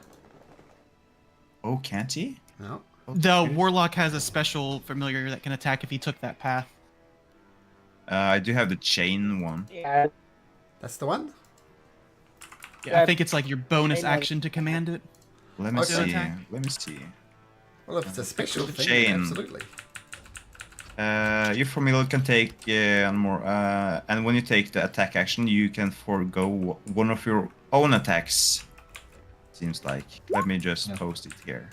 Yeah, you can take an invocation at some level that lets you bonus action attack with it, but you need an invocation for it. Yeah. Oh, so yeah, you would have it either do your Ichor or have it attack. Yeah. So in the meantime, I'm just going to let the imp stay close to the spider without breaking invisibility. Okay, so the imp's invisible, and we'll have it near the You spider. can have it over as there. a help action, though. Mm-hmm. Yep. I think you can have it do the help action, though. Anybody can do the help As a bonus action. Oh, sure. Yeah, let's do that. Okay, so we'll do that. The imp, the unnamed imp, goes up and gets in the spider's face as this ichor erupts around him and gets up in the thing. Next attack against this creature will be at advantage. Okay, Vander. Yeah, I don't think you rolled damage for your ichor. Oh, I think it rolls at the mat. No, it doesn't. Let me roll the damage.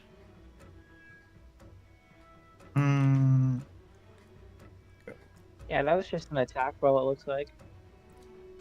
Aye.